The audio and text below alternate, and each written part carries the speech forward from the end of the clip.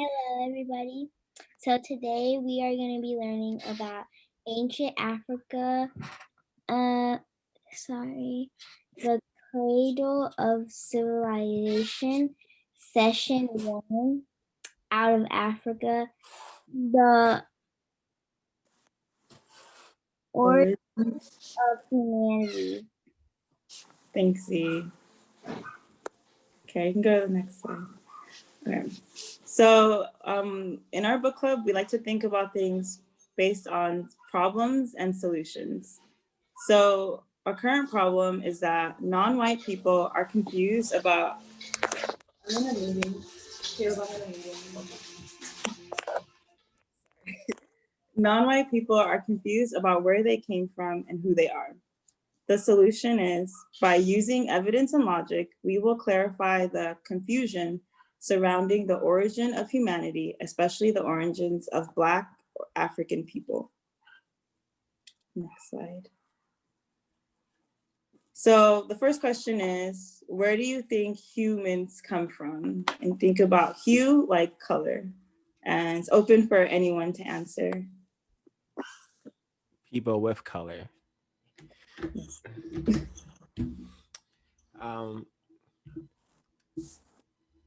I've heard a lot about different theories about where they came from. It's hard to hear you, Ezekiel. Oh, go ahead, Leah. We like give priority to kids, so you go first.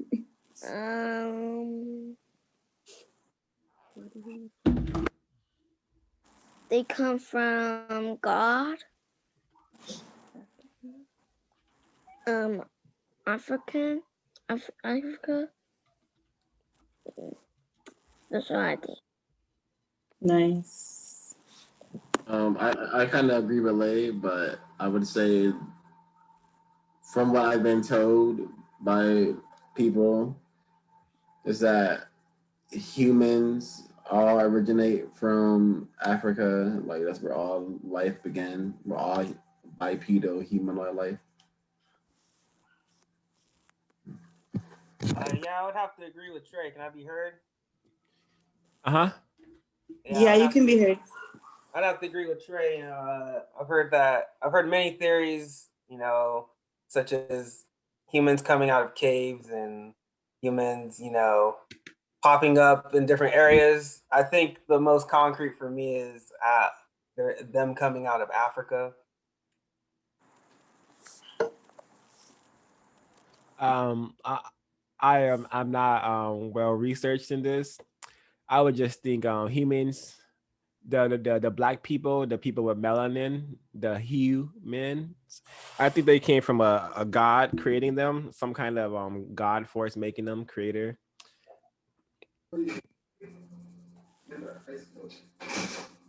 Okay. Does anyone else want to answer?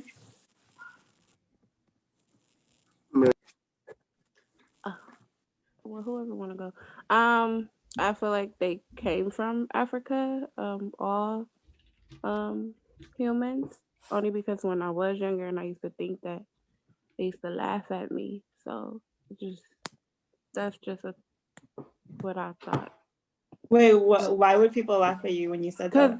I don't know why, but I would say all humans came from Africans. And they were like, no. I'm like, what do you mean, no? And you're older than me. What do you mean? Maybe they meant they thought that they came from God or something. Not African. I agree with everybody.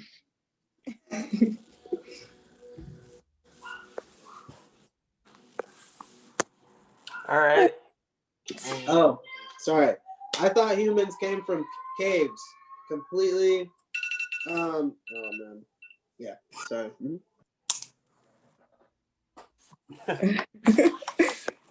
Okay.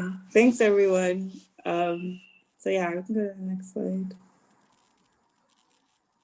So yeah.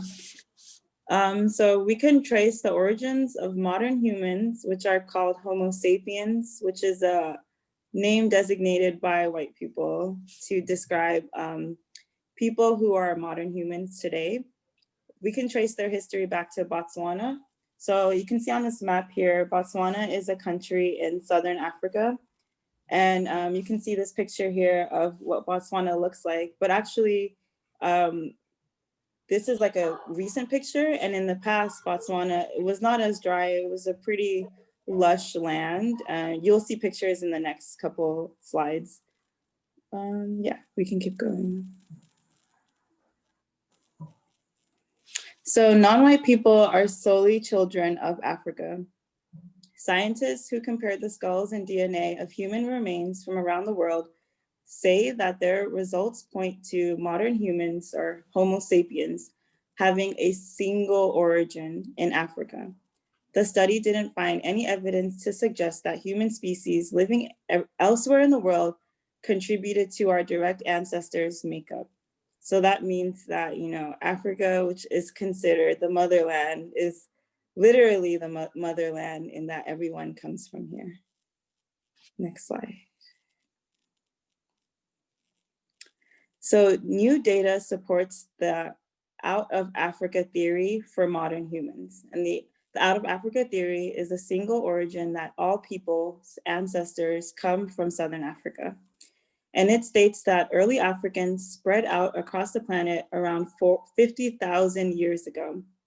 And you can see here that in this art is caves in South Africa. You can see, like, you know, really beautiful depictions of life in Southern Africa very long ago. I think I read that this was around 40,000 years ago. So you can see even then modern humans were trying to really express the world that they were living in. Next slide. So the study places the original roots of modern humans in South Central Africa. In the middle of this region lies the Great Rift Valley, which is often referred to as the cradle of humanity. So do you guys know what they mean by a cradle?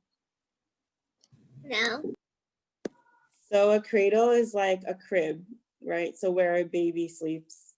So the cradle of humanity means, you know, this is where the rest of the world was born, in this area. So you can see on the map, the blue represents like bodies of water, lakes, and rivers. And then, oh, thanks, Sarah, for the, and then the Great Rift Valley is the red area shown. Sarah, did you want to add what you said in the chat? Yeah, I was just saying that, by the way, everyone, I'm a scientist, so I study rocks specifically, so I can help on this type of thing. But the Great Rift Valley is actually caused by two tectonic plates moving away from each other. So if you imagine like a brownie breaking in half and you tear the brownie in half, that's why it gets shallower. So yeah, it's really cool. It's very pretty there. Yeah, thanks, Sarah. Yeah, thank you for that, Sarah. Could you maybe elaborate on that a little bit? Why that's unique, right? Why would that be unique to the Great Rift Valley? I don't know anything about Oh that. yeah, I mean, I'll try to keep it short, but there aren't that many places where tectonic plates are moving away from each other that are above water. So that's happening in the Pacific Ocean. By mid-ocean rifts, and it happens in Iceland, but I don't know of any other places. The opposite would be like in the India, the Himalayas, it's two plates getting together, so they get taller. Can you explain what tectonic plates are? Sorry. Yeah, no, it's okay. This is great for my exams in January. Tectonic plates, everyone is basically imagine like floating like sponges on the top of the earth, which we all live on, and they're just like knocking into each other, and some go underneath each other and they like collide or go apart. But that's basically what causes a lot of earthquakes, volcanoes, and mountain building. So and there's tectonic plates underwater as well. They're different types. So yeah. Cool. Thank you for Thank that. you. Yeah, it was really interesting. All right, we can keep going. Next slide. Okay. Yeah, so this is a map of where the Great Rift Valley is. You can see here that this mountain range is what surrounds the, Here, let me give you remote. Let me give you control so you can use your mouse. You want to do that? Oh yeah, let me see if that works. Okay. Oh, this mountain range is where like the Great Rift Valley is. So the elevated parts are like the mountains. Also, like this is a pretty just significant part of Africa in general. You can see this is like Lake Victoria, which is like a really essential lake in terms of producing life, animals, etc. The Serengeti is a really beautiful area of savanna where a lot of the animals that you think of typically in Africa, the lions, giraffes, live here. And you can also see this is Mount Kilimanjaro, which is one of the highest elevated mountains. I think maybe just in Africa. And then, yeah, I'm thinking that if this is named Maasai Steppe, this is possibly where the Maasai people live or have lived too, which are a group of people that still to this day live in Africa, but they don't exist how we exist, in the modern way. They have really stuck with their roots of existing. So yeah, we can go to the next slide. Yeah, I wanted to add on. So as you can see, it's a valley, right? There's the mountain ranges that are going all. Can you guys see my mouse on the screen? No. But We can see it, bro. I can Yeah. see it. Okay. Yeah, so it's a valley, right? The mountain ranges coming all the way from Uganda, Rwanda, Burundi, running all the way, creating this valley. So maybe that's what Sarah was kind of talking about, it creating tectonic plates. As far as like Lake Victoria goes, I think this is one of the largest lakes in the world. I could be wrong. It could be the largest lake in Africa. Mount Kilimanjaro. I've heard. Well, I wanted to ask everybody kind of their thoughts on the Serengeti Plain. I've heard of it before, but I never knew. It's just kind of something that was tossed around. I don't know where I heard it from, but I know that I've heard about it. Nah, I honestly have. This is the first time I'm hearing about it. I've already learned so much. And like, what slide is this? The third slide, fifth slide. But yeah, I have not heard anything about the Serengeti Plain. That's very interesting, honestly. I guess that's what people think about, like with Lion King and all that stuff. Very like what's the word I'm looking for? Just like in African like animals, I guess. Yeah, anything you think about associated with like the Lion King and things like that. In a similar vein, I hear people talk about the Serengeti. Like the first time I ever heard of the Serengeti was I think like a Lauryn Hill song, like Shoot a Bar. I can't remember it, but it was something about the Serengeti, and I was like, that's pretty clean. Like I don't know, but that's the first time I ever heard about it. Like I have no knowledge about it really. Yeah, I've heard about it too. It's definitely a place I would love to go visit.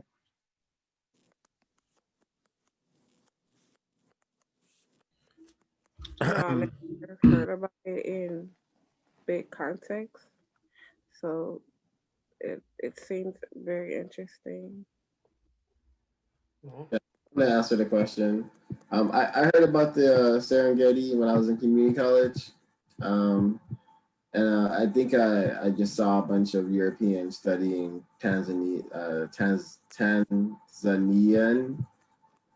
Aboriginal people, and they didn't say anything good about anything though. Yeah, this is my first learning of the Serengeti Plain. So yeah, this is all very interesting and wow. Okay. Sorry, I've heard about Serengeti and Tanzania, but I didn't know that Serengeti was in Tanzania at all. Yeah, so that's something new for me today.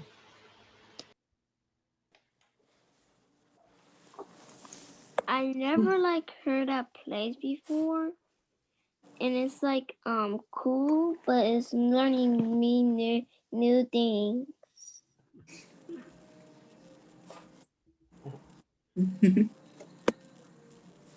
Thanks, everyone. I'll Yeah, put I've it. only heard of the Serengeti when I watched like the those like safari documentaries, and they show like the animals that live there. Did Yeah. anyone else want to go? No, I just wanted to kind of just remark on the where I heard the first time I ever heard the word Serengeti was in the Lauryn Hill song, and the song is called "Everything Is Everything." And I'll put the bar in the chat just in case anybody cares at all. But you know, it kind of jumped out to me. But that's it. I heard of the Serengeti plane when me and my mom were watching a documentary, and I didn't really know a lot about it, but it's cool. Okay, thank you, everybody. Yeah. I want to give wait a second for Sheree to come back. I think she's having some technical difficulty. Makes sense why it would be. Why, yeah, of course it is. Yeah. So, Hip hop is educational, y'all. Don't forget.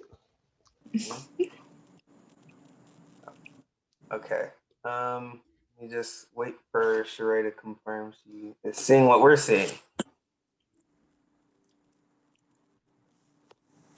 I can see it now. Okay. Yeah. Awesome. Did you guys want to share about if you've heard about the Serengeti or if you know anything about the Serengeti plain? This is my first time hearing about it. Okay. All right. Thank you. All right. So The question, what is the significance or the importance of the Serengeti plane? And are you going to discuss why we're learning about the Serengeti plane? I brought up the Serengeti plain because I feel like it's somewhere that's talked about, and it holds some sort of significance. What I just wanted to get everyone else's opinion on whether they heard about it. They've heard about it because now I can understand the significance of the Serengeti plain being in the Great Rift Valley, being in the cradle of humanity. So I wanted to know if anybody else had heard about it or known about this. Yeah, for me. Oh, go ahead, Kendra. Sorry. No, it was a little hard to hear him. He's a little low. Agreed. Yeah. Ezekiel, could you? Y'all really can't hear him? Like he was coming through like I clear. I can. You guys hear me now? I heard you already. Not, You're it's not fine. that. It could be louder for sure. It just sounds like you're far, Zeke. Yeah. Okay, give me 1 second. Sorry. I mean, I thought bringing up the Serengeti would just be interesting because I think that unfortunately, because of our schooling, we know a lot about maybe historic natural sites in Europe, in America, and we don't really know about a lot of significant natural sites in Africa. And if we do, we only know about them vaguely. So I thought it would just be interesting to see that, just in this small, this isn't small, this is a very large country, but in this part of Africa alone, there is just so much natural diversity in terms of you have the Great Rift Valley here, you have Lake Victoria, you have the Serengeti Plains. There's just so much that Africa has that we don't know. So that's a good point that you bring up also, because I guess not even about the Serengeti Plain necessarily, but about all these things surrounding it as well. So like you guys said, the Great Rift Valley, the Serengeti Plains, they got Mount Kilimanjaro, they got all this really fantastical kind of stuff that's happening, but it's directly in the epicenter of the cradle of life. You know what I mean? So that's I think it's kind of a big thing. I think it's not by accident that all these great things happen in this area specifically. Yeah, I agree. And I think it's interesting to kind of just immerse yourself in what were the first people in Africa, in Southern Africa, what was their landscape like? What did they see when they woke up in the morning? Things like that. And it's a good point that you made also about the fact that in school you don't learn that much about the monuments and things of Africa you don't learn anything about Africa, nothing significant in any way, shape, or form, but you learn plenty about the European and American values. You know, it's like you said. I thought that was a really good point. Yeah, thank you. Okay. Ezekiel, were you able to fix your audio? Yeah, can you guys hear me better now? No. I hear you, bro. You're coming through just fine. Are you guys? I wanted to make a like learning the significance of Southern Africa. I wrote in my notes that it makes sense that like the white supremacists have such a obsession with that area of the world. If this is where like life has supposedly started or has some importance in that regard. So maybe that's why they're always trying to maybe that's why they're in South Africa, trying to dominate that area. Mm-hmm. Yeah, I mean, I think it's also a place that's really rich in a lot of natural resources too. Yeah, as is most of Africa. Yeah. Yeah, I wanted to ask, do you guys think that the fact that this area exists in Africa, do you think that? No, never mind. That might border on a little bit unnecessary, but I'll put it in the chat. Sorry. Well, no, I think it would be good to not have any side conversations because different people have different like reading capacities in this meeting. So Okay. Well, yeah. all I wanted to say is that do you think that Africa in the whole is shrinking by having this being a part of it? You know what I mean? That's just something that I was kind of thinking just right now, and I don't know if that's significant or not. So I don't want to like waste space, but it was on my mind. So I will say yes. My simple answer is yes. What's the question? If it's shrinking? no, I just said do you think that Africa as a whole is empowered by this being here, this Yeah, region for specifically, sure. like? Definitely. All right. Thank you, everybody, for sharing. Yeah. Okay, so I won't go back and say what I said earlier, but I think everybody said fantastic things, so we'll just leave it at that. If everybody's ready to move on, go ahead and continue. Okay. Yeah, so this is a beautiful picture of the Great Rift Valley. And it kind of ties into what we were talking about earlier, but we wanted to know, what are your guys' thoughts on this picture? Have you seen a depiction of Africa like this? How does it differ from what you think Africa may look like? Yeah. Can you hear me? Yeah. Okay. Well, I think that looks really nice, and that usually when I don't see pictures like this ever, so it looks super nice, and I like it a lot.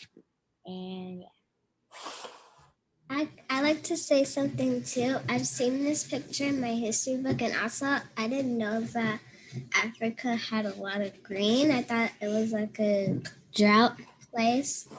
That's Well, did Princeton want to say something?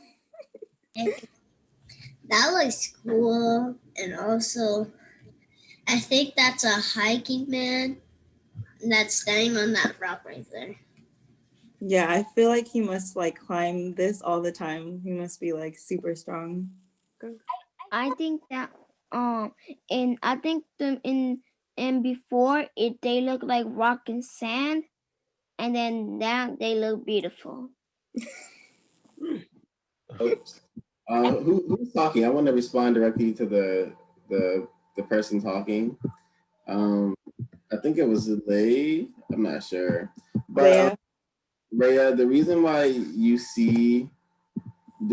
thought Africa was a drought and you thought it was a desert and it had no lush forests or anything like that, the reason why you thought that is because all of the images that you have been seeing and taught about Africa is from a perspective where Africa is very poor, which is not the case. Africa is a very wealthy, it has a strong ecosystem. They have deserts, they have rivers, they have forests, they have everything. So it's green and it's also could be brown sometimes in the deserts. But whatever you see on TV about Africa, most of the times it's not true. You know, I know you've seen the videos with the poor kids, and then people are begging for food. That's not really Africa. That's just the very, very small part of the continent. I would like to tell you guys a moment in my school where I was in school and then we were learning about like history and stuff like that, and like history, and then they showed a picture of Africa and stuff like that, and it was like super dry, and they said that, and then they said that like they don't have any green lands or anything, and I was like, I don't think that's true, because I've gone multiple times and seen that there is a lot of green and trees, so I was like, yeah. Yeah, they try to sell you guys on the idea of poverty because the less images you see that empower you, the less empowered you will feel as an individual person of African descent. Yeah, I wanted to add too. I've been to Africa a few times, just 3 times, you know, and I've honestly never seen. You only lived there for like a year. Right. Yeah, okay. I live there, but you know, I've never seen a barren, dry wasteland. You know, it's always very lush. It's very tropical. It is hot for sure, and the sun shines every day of the year. But it definitely is not the images, you know, we see on TV of what it looks like over here by my house. I live in a desert, and those are the images that they try to make Africa look like, just people walking through a desert, you know, and that's not it, right? Yeah, I wanted to call on Ethan, because Ethan's been to Ghana once, and why don't you speak to that, Ethan? Is this what it looks like? I've been to Ghana, but like it was a long time ago. But from Yeah, this like, guy was 4, bro. He wasn't even. It was. Hey, Ezra, don't cut him off. All right, sorry. so, I mean, I don't really remember anything that it would like look like, but like from school and all that stuff, yeah, they made it seem dry and all. I mean, they made it seem dry and all. I mean, I know there's like green, but I think it was like this green, like had this much green. Just to add on, I think also just in regards to like the greenery, Ghana probably has the most beautiful beach as well. So, like there's green everywhere. Like Ezekiel said, it's very, very tropical. But just Africa in general, like I think there's always a misconception. It's like when people talk about it, I find myself defending it a lot just because people have this image of it. And I always encourage people to like get an opportunity to do their own research. And if they can't speak to people from Africa to get their perspective as well. You just Wait, breaking up a Kendra, little bit you towards cut the end. out. You cut out. I like the last sentence you said. Oh, sorry. I said I people do always their try to research. encourage. Oh, I said, yeah, for people to go and do their own research to see like images of Africa, and then to also reach out to people who either are from Africa, been there, to get their experience as well.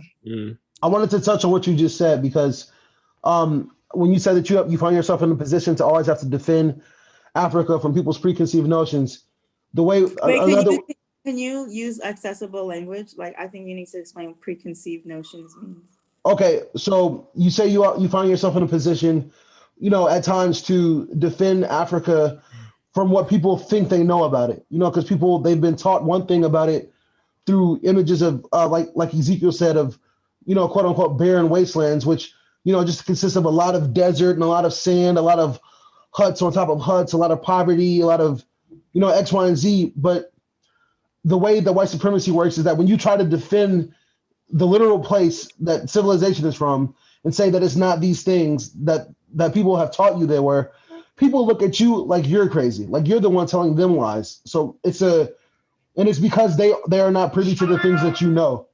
You know what I mean? So if they don't know the things you know, they'll always be able to just lean on their ignorance. And Yeah. and I think that's really crazy that you can't, even when you tell the truth, you start to look, you know, crazy, or, you know, like you're out of pocket, or you're being too extra for just saying the truth. There's nothing extra about the truth, you know, and it's just really disturbing how people they'll stick with what they know, even if you give them information to tell them, what you've been told. Concise, Not true. concise.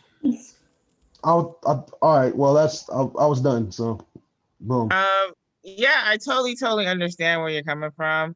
That's why, I've been fortunate enough to be able to take one of my friends to Ghana so she can experience it on her own, because she had no idea as far as what she was going to get into. She was nervous about going and what she was going to experience. And she said it was one of the best trips she's ever taken. And she's definitely someone who would love to go again. So when given the opportunity, whenever I go, I try to ask people if they want to come, just so they can experience it on their own. I can explain to you a thousand times. I can show you pictures, but I think sometimes you have to be in that environment to really feel it, to really see it, to understand it. I took her to one of those forests as well, where there's like a bridge and you have to walk over the bridge, and it was like the most beautiful thing I've ever seen. I've never seen it anywhere else. Like, the forest was amazing. Probably the scariest experience, but And the it was trees amazing. the trees are 40 feet tall. Yeah. Like that's like And you have tall, to that's like walk. telephone wire tall, So Yeah. that's how lush it is.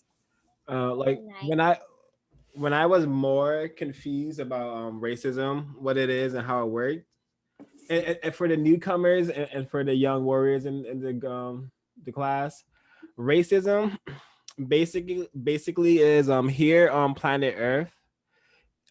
People with color are mistreated by people who classify themselves as white and who practice racism. So everywhere on the planet is racism. That's why you see black people and non-white people being mistreated, being killed, being made fun of everywhere you look, if you're paying attention. So when I was more confused about racism, like, you could have showed me this picture and I would have thought like this was Asia or something, because I never imagined the real Africa to look so beautiful and green, because racism tells me that everything black is dirty and poor and deserty. So this is why it's really important to learn about the system so we can understand our brainwashing. So um, when I imagine Africa, I imagine it to look like this, but now that I see that my imagination was actually the truth. Yeah, I think Saul brings up a good point also about brainwashing. Due to my brainwashing, this picture, even though it looks very nice and beautiful, it looks boring, And that's just that just comes down to the kind of brainwashing that a lot of us have experienced through our experiences. But yeah, I mean, realistically, what is there to do? That's realistically what I would ask myself, But I think that we don't have to always do things. We can just be. No, very true. I mean, I'm just saying from a different perspective of before I realized racism and white supremacy, I'd be saying this is a very boring picture. There's nothing to do. There's no video games. There's probably no electricity. You know what I mean? What's there to do? You know what I mean? That's true. There's no PlayStation here. Exactly. Nowhere to spend your money. The world. See, very true. But nature is once you realize what racism and white supremacy is, you understand that this is actually living. This is very beautiful, and they won't give this to you. Yeah, I think the logical translation for that is that there's no white supremacist comfort trinkets here. There's no white supremacist comfortability here. This is just pure nature, undestroyed, untainted by the system yet. Yeah, I was gonna. Why you just said that, so never mind myself. But yeah, nature. Yeah, God forbid people have to, hang out with their family and loved ones here, without having a TV, Man, imagine that's all we had to do, is hanging out with our family and friends here, But I guess the PlayStations and all those things are better than that. All right. Go ahead. Should we move on? I was gonna say, yeah, we've all been brainwashed to live life like that. All our parents are supposed to go to work. We're never supposed to see them. We're just supposed to coop up and cope with video games and and just trash TV shows. I'll take Wait, I hanging just out with want you to guys add. any day. Just want to add something. Honestly, before I went to Ghana, I didn't know what Africa looked like. There were so many images. I thought there was gonna be lions and all of these things. I literally was telling Zeke like, "Oh, I want to see all the animals and blah blah blah." He's like, "There's no animals, it's only monkeys. Only monkeys in Ghana, you know." So I'm over here like hyped up, like, "Oh, I'm going to the safaris." Like that's not the part. I was like, "Oh, okay. I'm good with the monkeys." And I get to Ghana, and first I was overwhelmed because like, oh my gosh, this was like LA. I landed in Accra, and I was like, yeah, no. But when I went to Takoradi, it was just like the life. I was like, ooh, I can't wait to come here. Like this is like relaxing. I can come live here. This green, that's what I'm hyped for. I'm ready to go where there's nothing to do. Cause I'm tired of doing stuff. I'm tired of work. I'm just tired of doing stuff. So please, yes, sign me up. Yeah, definitely. Yeah. People come with that expectation, and I'm like, I don't know where those things are. I can show you like a goat running around or something. Well, that just goes to show you like also how big Africa is. Like, do you guys know that on the maps, most times they make Africa smaller? It's actually much bigger, and there's a lot of different areas in Africa. Like Northern Africa is where Egypt is. You know, Southern Africa is what we look at here. Ghana is in West Africa, which is like the tropical area. They call it the Gold Coast. You know, East Africa is where Ethiopia is. And all those places are not close to each other. They're really, really far away. And that means that, you know, there's going to be a lot of different types of things you see, different types of mountains, plains, like different types of animals. No part of Africa is the same. Wonderful. Thank you. Did someone want to say something? Well, I think it was it Z? Can you hear me? Yeah. Yeah. Okay. Well, I need to tell you a time where I was telling my cousin about Ghana and Africa that there was a lot of things that you can't see here. Like you can't see TV, you can't really can't see no bugs here over there. So there's a lot of bugs and stuff, and you have to get used to it. And then she was like, "No, I really don't like it," and I was like, "No, it's really cool. It's super relaxing and stuff." Well Thank said. you for Well said. Thank you for that. Yeah, thank you. All right. I wanted to comment on what Ash said for a quick second. She said that Africa has like many like different like a diversity of areas, like many different looking areas. And it kind of reminds me of Black people, how we all come in like different shapes and sizes, and we're like all throughout the globe, as we're going to learn throughout this this class. Oh yeah, thank you for that, Swall. It goes back to show you like right back to the Cradle of Civilization. All the different humans, different hues that we see came from that single place origin. Yeah. Okay. Our melanin. Oh, I just wanted to read what La Princess wrote because I think they're like running errands. But La Princess said that, you know, that's so true. The continent is huge, but the Western culture wants you to think it's small. And when things are small, it's not as important or looked over. Oh yeah, so true. Thank you for that. Okay. Should we go to the next one? Yeah. Okay. Thank you, everyone. Oh, I have another question. Yeah, and So, also the continent of Africa is probably the biggest continent on the planet.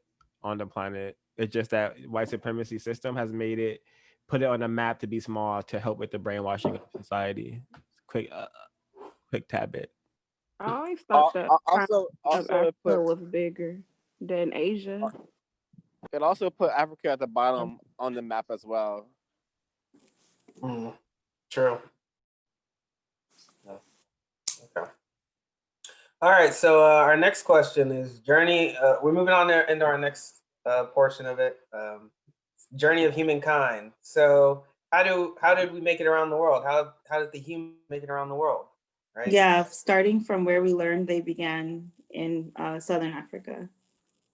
How do you think they got to where you are now? And yeah. That's a question if anybody would like to answer. How do we make it around the world? How do you think humans made it around the world? From Or after slavery? I'm sorry, say that again. Before or after slavery?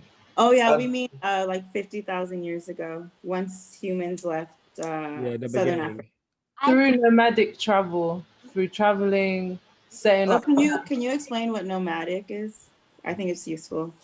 My understanding of nomadic traveling is a group of people. Okay, so one thing I do know, the Mandingo tribe in Africa, originally based in Mali, but they're spread throughout Sierra Leone, Gambia, Senegal, Ivory Coast, Cameroon, and those are the few countries that I know that have the Mandingo tribe. And I believe the reason why, and my understanding is that the reason why they had spread is through nomadic traveling. So traveling with a group of people, or maybe alone, and settling once they feel comfortable in a particular environment, and then sharing culture or staying there, staying there, or then continuing the travel on, like maybe 2 generations later, or a new set will move on, and then so they sharing a culture, sharing a language, and then the languages change. So there's like so many different types of Mandingo. So, and that's how I've come to understand what nomadic traveling is. But I can get a text definition of it, but that's my understanding. So, thus far. Can you hear me, guys? Yes. Yeah. I think that how we made it around the world, maybe if they were doing it through land, maybe they were walking and maybe something like that, and if they also had like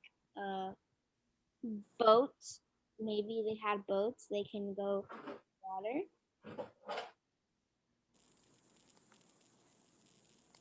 Yeah, I agree with Z. I think they're traveling camelback, elephant back. They have boats that we've never seen before, I'm sure.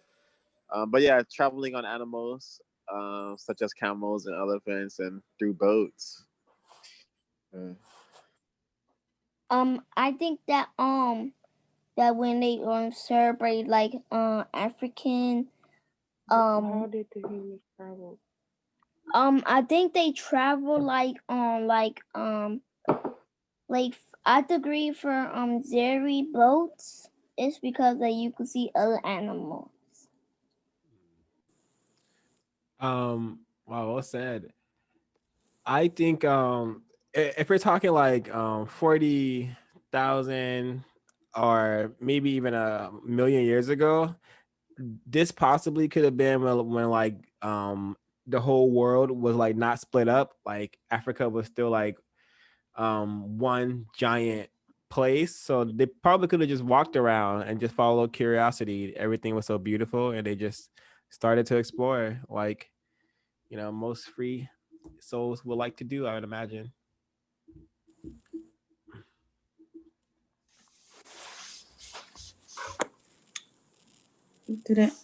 Well, I wanted to respond to what Swa said. Actually, I think if it was around 50,000 years ago, then probably it's pretty similar. It's like in terms of like the continents, how they look now.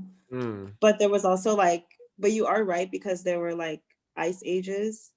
So if it's completely frozen, then you can walk over it like through water, if that makes sense. Yeah, it does. Thank you. Yeah, like people could walk over from like Russia to the Americas more easily, etc. But what Saw is saying, everyone, is true. A long time ago, all the continents were smushed together. It was called Pangea, called a supercontinent. Okay, thank you for that. So thank you everybody for your answers. Thank you for contributing. So we go.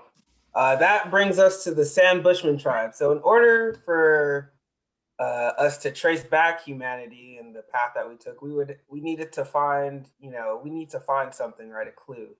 That clue, I guess you could say, is the Sam Bushman tribe. Sam Bushman people are the world's oldest people. They have the oldest DNA. I'm not well versed in exactly how to explain what DNA is. If somebody would like to explain very quickly what DNA is. Yeah, I can give a codified answer. I can't give a scientific answer, but my understanding of DNA is that every all of history that has happened to in the world and to people who look like you contained in your essence, your body, like your physical makeup consists of your DNA, like how you look, how you think. It all starts with your DNA first. Okay. So having the oldest DNA, that means you have the connection with the people who were on the planet from a long time ago, versus people who don't have the oldest DNA. They're kind of newer people. They're not related as much to these people we're seeing, whereas we could be directly related. I could be wrong though. Oh no, thank you, Sly. That was a very great definition. I would use that over the scientific one. It's understandable. So just to add on to what Sly was saying, why the Sam Bushman people are important is they have the world's oldest DNA. So your DNA changes as you get due to your environment, and for other reasons it may change. So that is why. So essentially, everybody their DNA consists of the Sam Bushman's DNA. But as you branch further out from the Sam Bushman, the sequence of your DNA will vary slightly. But the idea is that the Sam Bushman, everybody has their DNA. If that makes sense. Yeah, and no one's DNA is in theirs, right? Like yes. No. Okay. Yes. Okay. Okay. Does anybody have any questions on that or any kind of clarification? Well, we are going to show a video that kind of shows it, so maybe we should wait because it'll clarify it better. Okay. All right. So then let's go on. Continue to talk about the Sam Bushman tribe. So they were hunter gatherers. Just basically means they either hunted for their food or they gathered their food. From what we understand about them is that they tended to usually gather most of their food, and they only hunted if need be. Yeah, and hunter gatherers are like what Mary was saying, nomadic people. So they go where nature basically calls them, like where they can find food for themselves. So they're constantly moving. Yeah. And to clarify that, the reason that they were moving was one of the big reasons was to find water because a lot of life resonates around water and watering holes. So if there's water, then there'll most likely be food. There'll most likely be vegetation. So when one place dries up for whatever reason, then they move to find another watering hole or etc. I'm talking about their society a little bit more. Kids had no social duties or responsibilities. Imagine that. I know in today's society we tend not to put too much responsibilities on children, but even then, I feel like kids have they have homework and stuff. Yeah, I was just about to say that. School.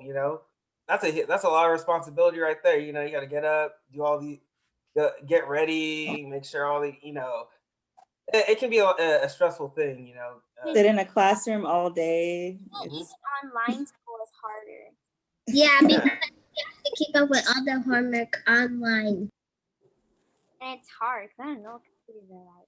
That's the internet connection and the Wi-Fi and stuff. Oh man, just stressed out all the time, and it's like when the kids mess up, then everything's out of whack, and And sometimes it's kind of weird too because teachers have like cameras so they can like watch us when we're on a computer, and also because sometimes my internet goes out and then I have to get out of my class and I have to go back in. It's a lot. yeah. So there's a lot of people who turn off their cameras while school is going and stuff. Yeah.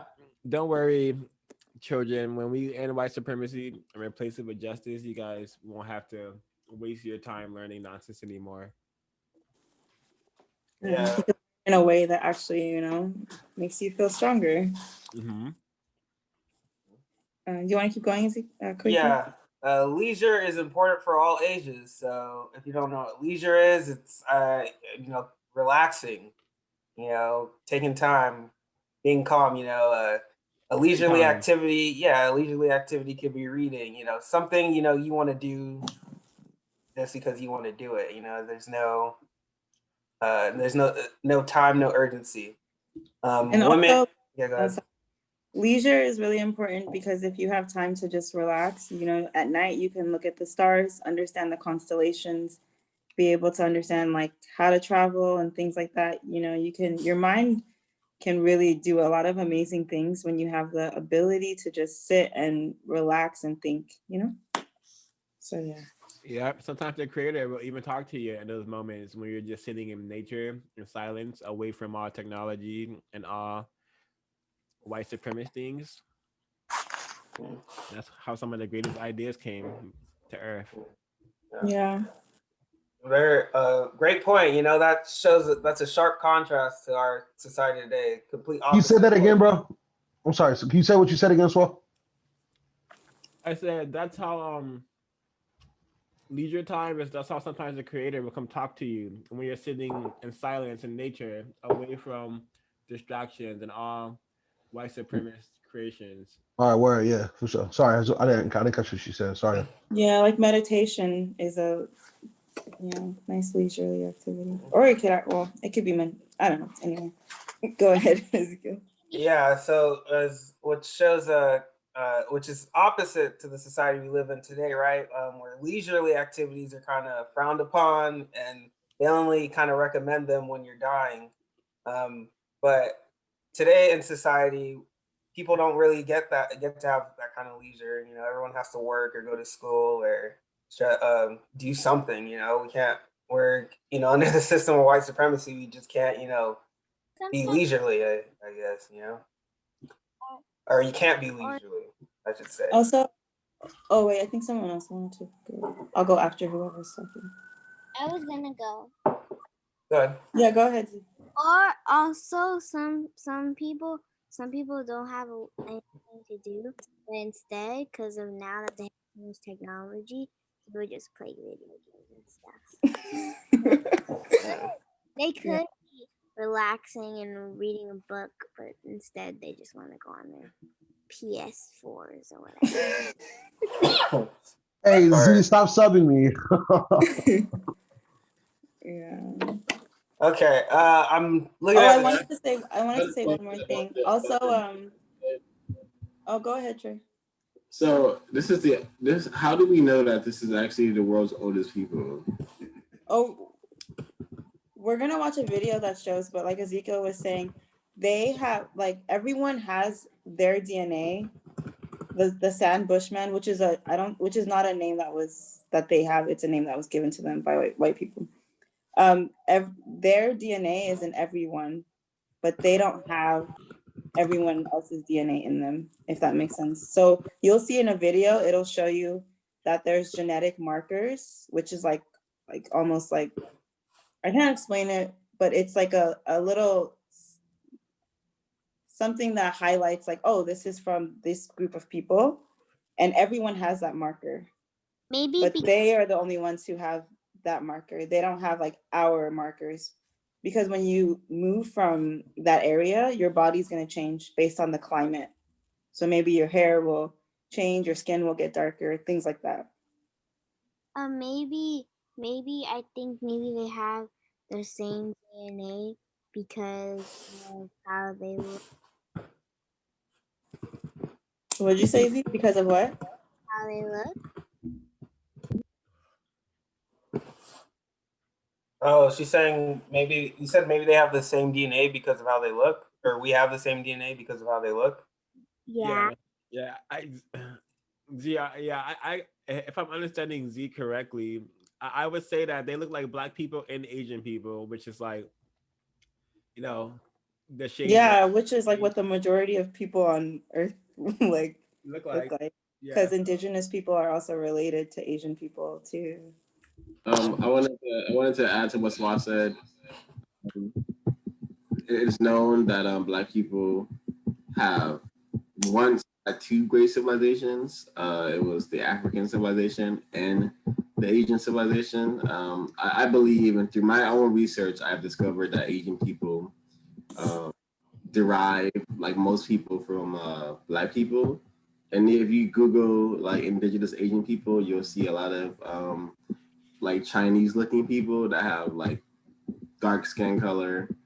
And I brought this information to my Asian friends, and they'll research it and they'll text me and say, oh, I was totally right about X, Y, and Z. But yeah, Asian people definitely are descendants of black people, and black definitely went to places like Japan and Korea and all those places and established, civilizations there, and then eventually they were whitewashed out.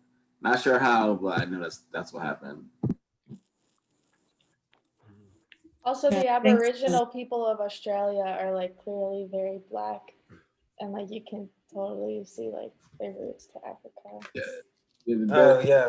They're dark skin, and they have they're dark skin, black people with straight hair. It's very interesting how they look. I've seen. Yeah. We plan on. Thank you for bringing thanks for bringing that up. That is something we touch on too. But it's good that this is already brewing these up. As you can see, by looking at these images, you can see a lot of different faces and different features. You find all over the world, not only in Africa, right? So it's good that this is kind of brewing that up. So moving along. If nobody has anything, I think we finished this. Well, the last two parts were just that women have a high status because a lot of times the men are hunting. And so the women are the ones who are setting up the houses, who gets food and distributing things like that. And it's also an egalitarian society. So egalitarian society means that no one is above someone else. It's not like in this society where richer people or people who are white have more power than other people. It's a type of society where if they have an issue, everyone has to reach a consensus, which means like an agreement. And everyone's opinion matters equally. Mm-hmm. Okay. Yeah. Thank you. All right. So I'm gonna say we take a short intermission here, about a 5 to 10 minute break. If anybody is opposed to that, we do want to show a short clip. It's not that short. It's about 13-14 minutes long. So I think this is a good time to use it for an intermission. Yeah. We'll take about the Sam Bushman people in a little bit more depth. Yep. I have to explain to them why I'm here. But how do I begin? For a start, what's Bushman for geneticist? Everybody please mute yourselves. Explain this. Anyway, I sense this is really going to be tough for a lab rat like me. I just want to tell you a little bit about why I've come here. It's mostly to find out about your way of life. I'm really excited to be here. It's such a dream for me to get to meet the San people, the Bushmen.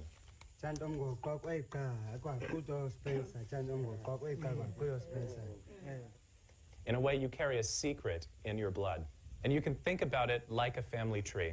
I explained the tree was just like the family that we all belong to. My family line is one of the small fractured branches at the very top, while theirs is the oldest on Earth, the biggest branch at the base of the trunk. I get the feeling I'm not explaining this at all well. but they're way too polite to say so. This is really quite embarrassing. So it's a great privilege for me to come and meet.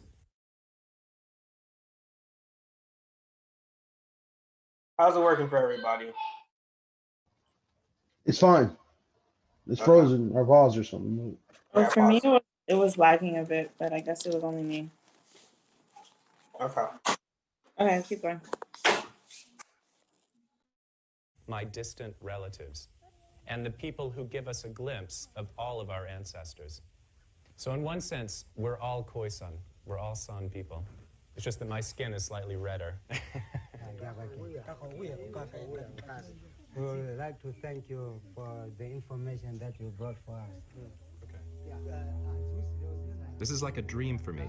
Everything predicted in their blood seems to be written in their faces. It's like looking at a composite model of every face from around the world.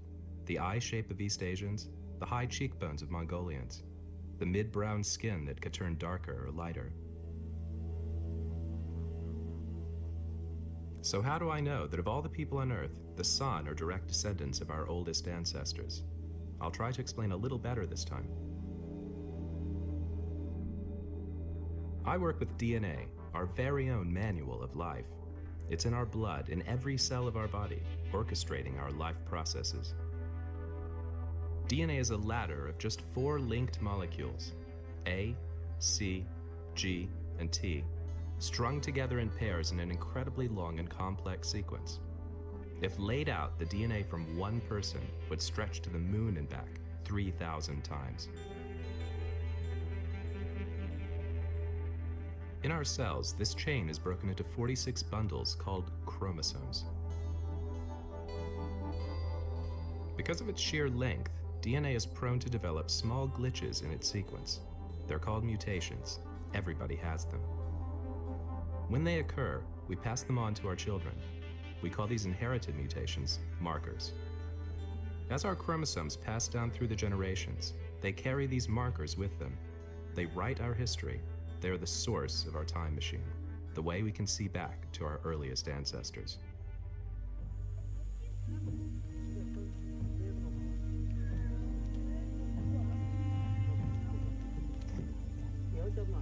The markers I follow are found only in men, on their Y chromosome, the chromosome that makes men men.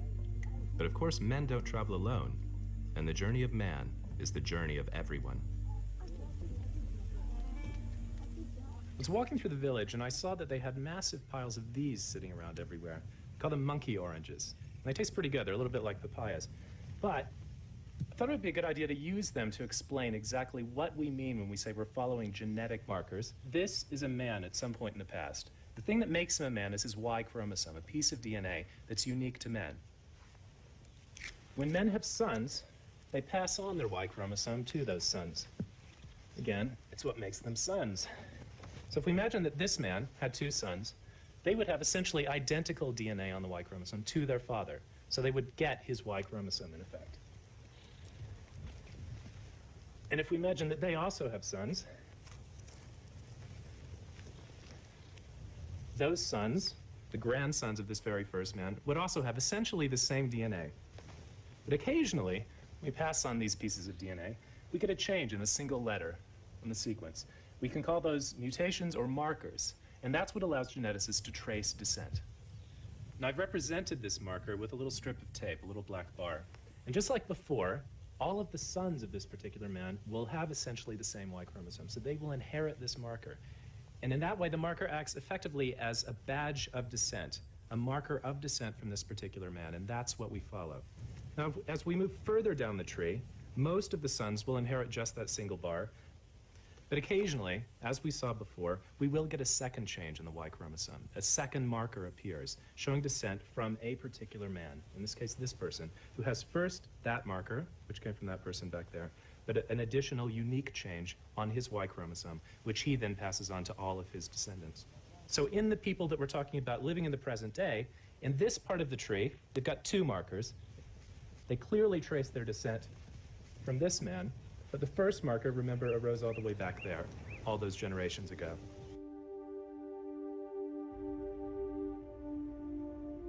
The San Bushman markers are quite unlike any others found outside of Africa. In the world's family tree, their branch is the first to split from the rest. That's how I know they must be the oldest tribe on Earth. And now I'm here with them, looking for clues to find out why their ancient brothers and sisters left this place. The first thing I noticed was their incredible language. They speak with clicks and other sounds totally alien to me.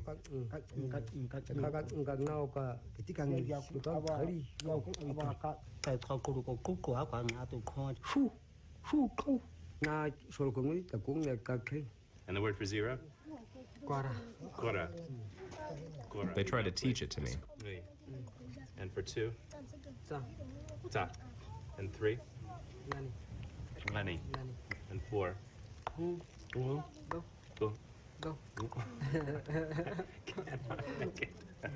I can't get that for Is this strange language a window on the past?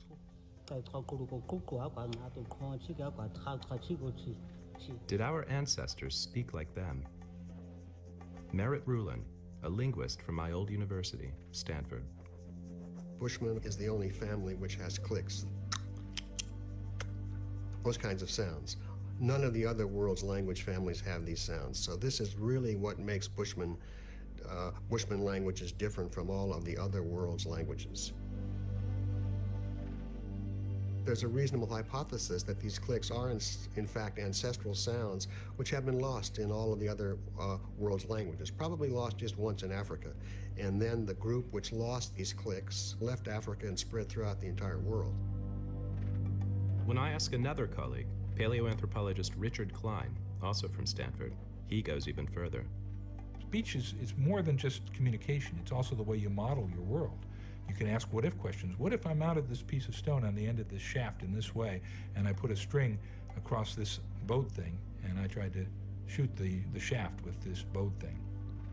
What if? You know, that kind of question is something that probably requires language to be answered effectively, even if it's just one person talking to themselves in their mind's eye. 50,000 years ago, Click was a new and complex language. There'd been nothing like it before. But there were other innovations too. They showed me this. It's a spear tip finely crafted from bone. It might not seem like much today, but when our ancestors started using it, it was the last word in technology. The smart missile of its day. In every detectable archaeological respect, meaning the manufacture of art, the widespread use of materials like bone and ivory and shell, the burial of the dead with ceremony or with ritual.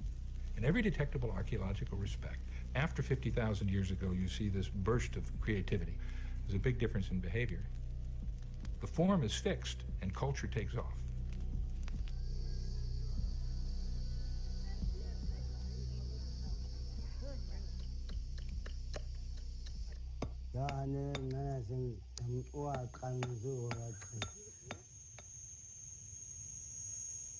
Interesting. So they didn't use stone. No, they didn't use stone. They used the bone. The bone. Yeah. Because it's more efficient. Yeah. The arrows were finer and. Yeah.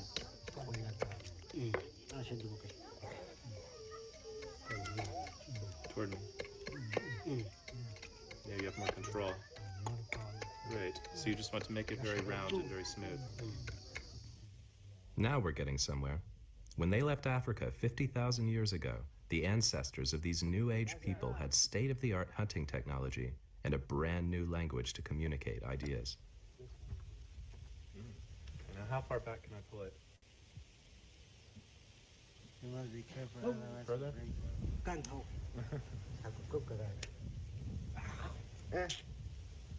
One more. Going to the right. But they weren't philosophers, they were hunters. Next, the Bushmen showed me how these new skills were used. Like forensic detectives at the scene of a crime, the San Bushmen read clues left in the ground and get inside the mind of their prey. 50,000 years ago, this kind of thinking would have given them an immense advantage over their competitors, anyone who couldn't think like this. Piers Latranche has worked with the Bushmen for years. He's seen firsthand the best trackers in the world. If you look on the edge of the track over here, it's got a very, very sharp edge. And that's basically their main thing, working, saying, okay, the age of the track. And then they'll take another And how side. precise can they be? I mean, to within hours? Yeah. Wow. Yeah. These are the prints of a wildebeest. Now we're on its trail. A lion will wander across hoof prints without a second thought. If it can't see the animal, hear it, or smell it, it simply doesn't exist. It would have been the same for our distant ancestors. But 50,000 years ago, these trackers learnt to see into the past and into the future. The hoof print told them that an animal had walked this way in the past, and if they followed its tracks, in the future they'd fill their bellies.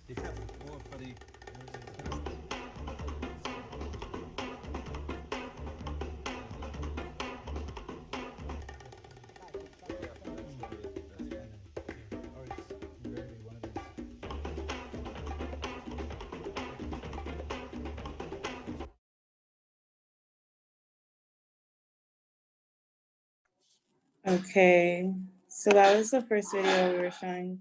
I wanted to preface this by saying, you know, unfortunately, because of the position that we exist in under white supremacy, we have to get a lot of this information from white people who have a different perception of what the Sandbushman's people's lives are, because, you know, they are going to come in with their own white supremacist notions. And so it's important for us to not take everything that he says in like fullness and have our own analysis of it. There's a specific part where he says that these people were not philosophers, they were hunters. And I think that that is like an important thing. Like if you're ever watching things like this, to understand that, you know, that is racist, right? It's purposeful. Yeah. It implies that, you know, these people were not able to have thoughts about the meanings of life because they are just hunters. And it has to do definitely with the fact that they were Black. So I think that it's important for us to like also decode these things when we're watching them and take the information that we can from them and the information that, you know, we It's see not has a relevant. lot of Discard it. has a Yeah. lot of racism in it. And I also wanted to say the part about the language that they speak. It's not a clicking language, right? They use words similar to our words and add clicks to it as well. And I think it's important that, you know, that the way that he tried to show the language was that they only spoke that way, and that's not true too.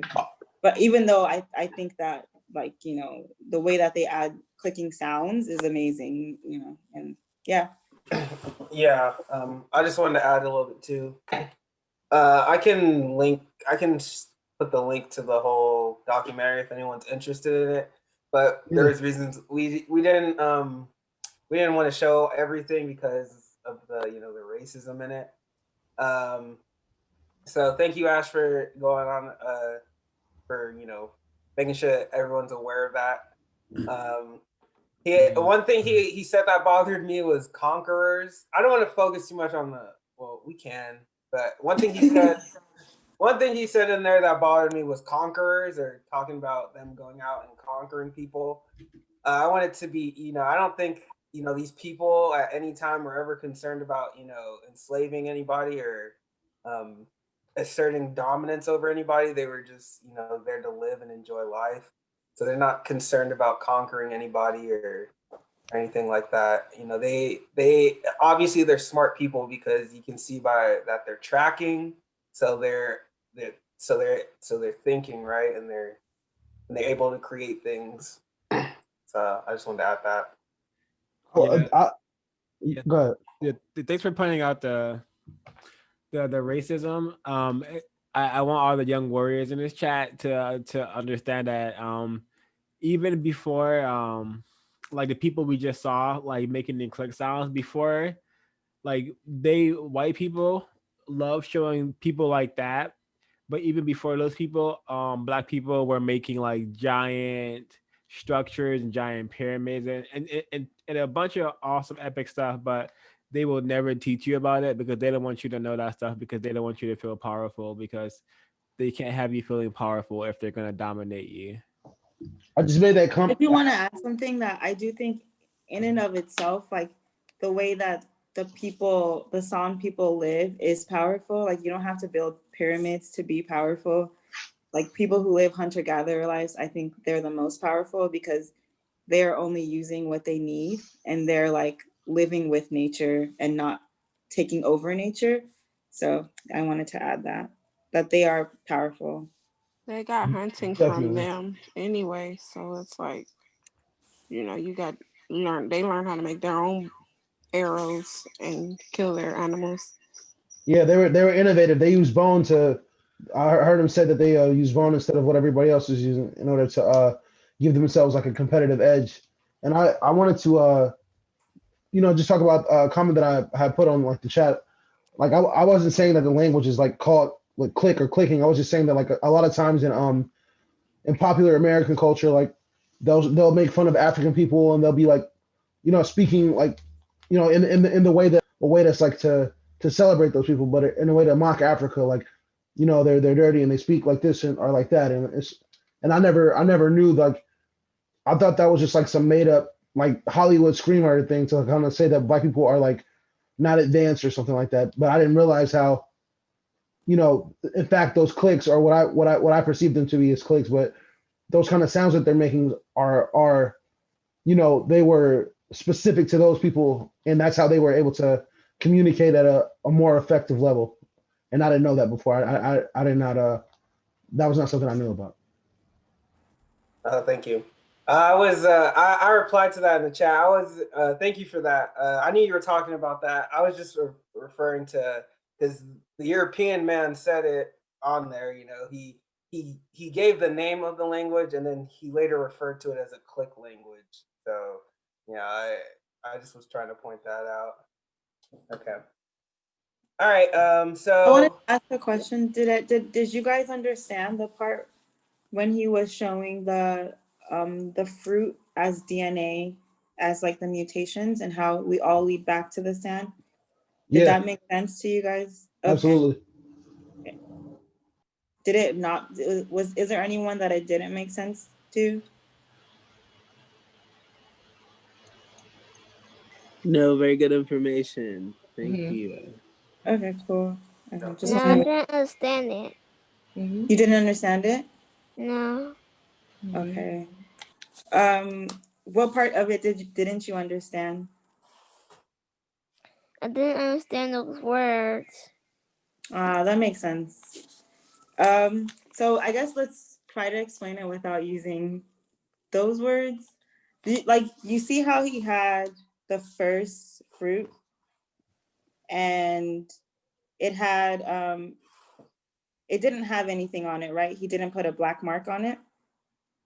So like that black mark, if that was on there, it would represent like a mutation, which just means a change, right?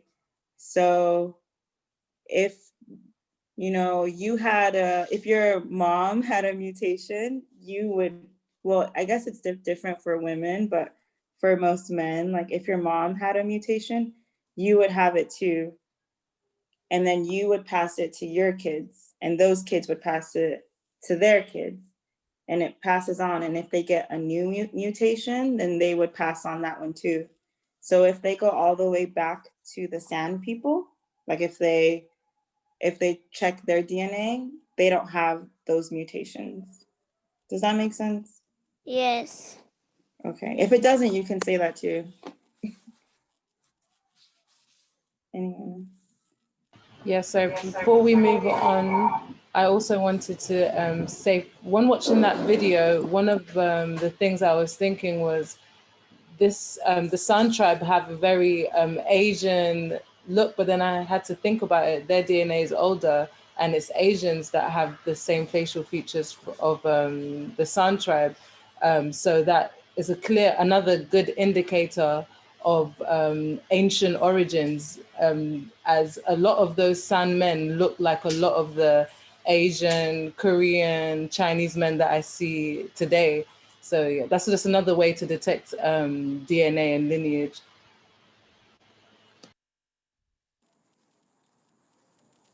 Yeah, I agree. And they also look like a lot of, or indigenous people, I think, especially like they look a lot like them too. Yeah, they reminded me of the people from I meant Indigenous Americans, sorry. People from like Indonesia and Malaysia and Thailand. Like if you just Google a video of the locals, all of the locals are like dark skinned people who look just like the bush, the son of Bush tribe.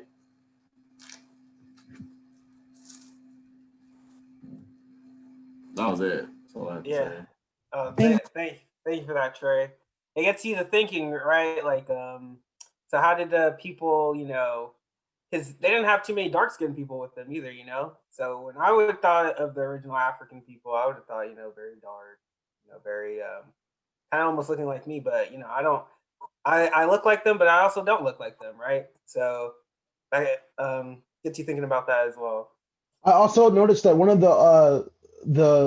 one of the men, one of them looked really Hispanic to me, or Latino. I'm not sure what the proper like term is, but one of those guys looked like very much like a Latino person, and I was like, I man, feel like like they touch every culture, so we yeah, all yeah, get our features from them in any kind of way.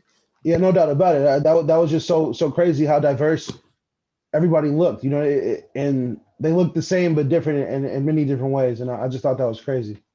That's really unique. Yeah, I wanted to add on to what Ezekiel said too, because I always had the assumption that like the darker you are, the closer you are to like the first people or something. So it was interesting to see these people that are like that I'm definitely darker than. I thought that was interesting. Yeah. Okay. Thank you, everybody.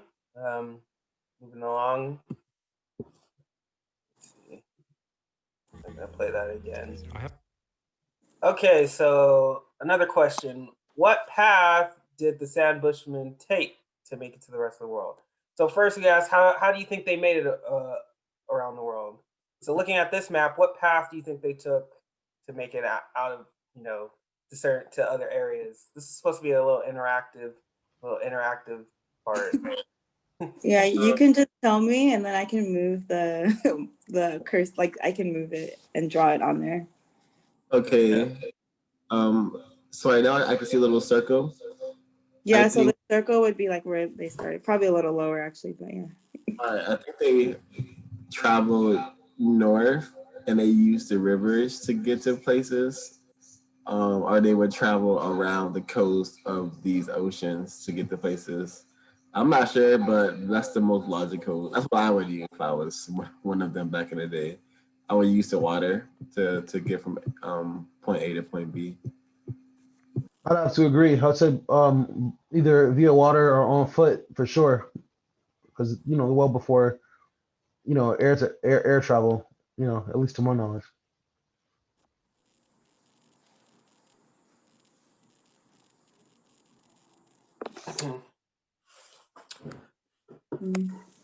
Okay. Well, like if you were going to Australia, do you think that they went like they passed through this huge body of water? That they went through these islands? Obviously, it doesn't look exactly the same now, but how do you guys think they? I think they went around. Like they went up to Asia and then they went down. Or I think it could have been two subgroups. Like maybe some people could have, went around, and some people could have went across the water. It could have been that could be a possibility too. Yeah. Yeah, we can hear you. Yes. Okay, sorry. It's just because my mic's not working. I can hear you. Yeah, I asked that question because from the origin, how could they make it to distant places like Greenland or South America? Yeah, I should have posed that question. Destination spots. Yeah. Well, don't they travel for a moment, and then like later on, and with advancements, they would be able to travel more and more. But initially, of course, they can't get to those far out places, at the beginning. But over time, as technology, advances, etc., they can get to those places they haven't been before. Well, so most people like went. If you're talking about people from America, they came like Native Americans. They went this way to some extent, And then obviously you can think of the world as a globe. So they ended up here through the Bering Strait.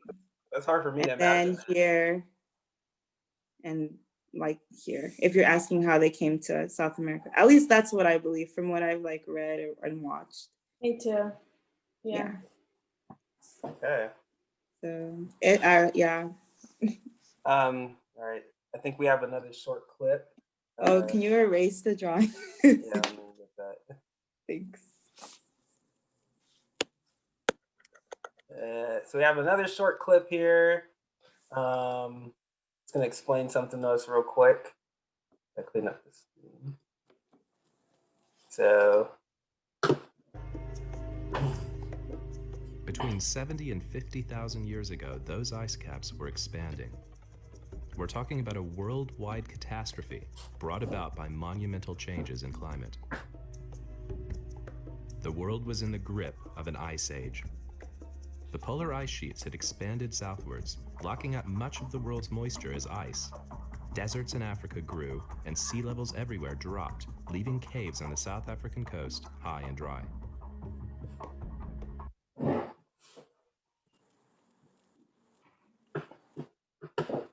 okay, yeah. So that was a short one. You know, a short video showing how you know how it was possible for these people to travel along the coast, right? Because they can't traverse, large bodies of water like the ocean. You can't do that on what I imagine with whatever boat they had at the time. You need certain resources. So it makes a lot more sense to me that, you would do that by traveling along the land, right?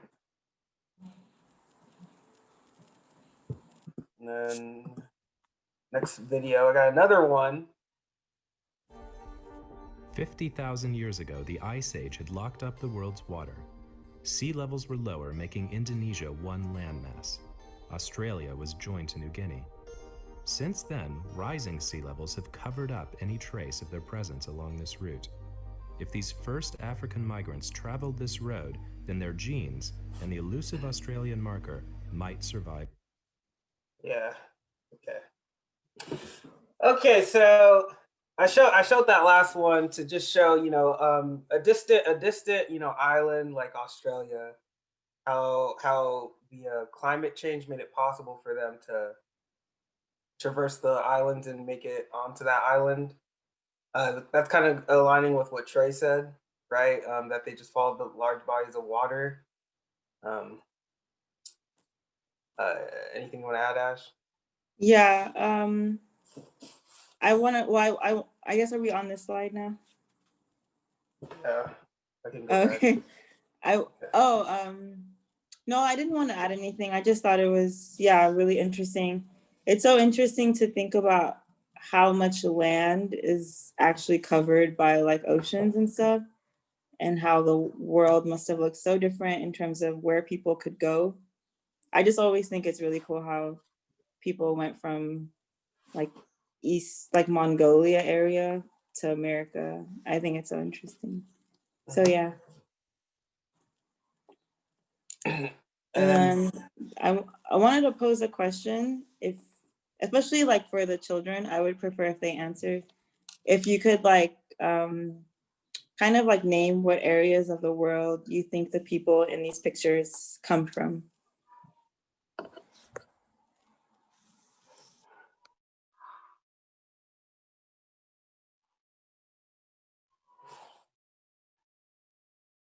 We still got children in the house, kids in the house. And then see some got snacks. It doesn't only have to be children too, I'm sure a lot of the adults don't even know this either. I don't. I'll go ahead and start. I'll pick the people in the top right corner. That looks like Louisiana for some reason to me. Louisiana. This bottom one in the center of the young lady. I don't even know where this would be, to be honest. I would have to think somewhere in maybe South America. Yeah. This top one, the top one in the center. Sheree and Princeton, why don't you try? I think that they come from God because God create humans. Like Indian,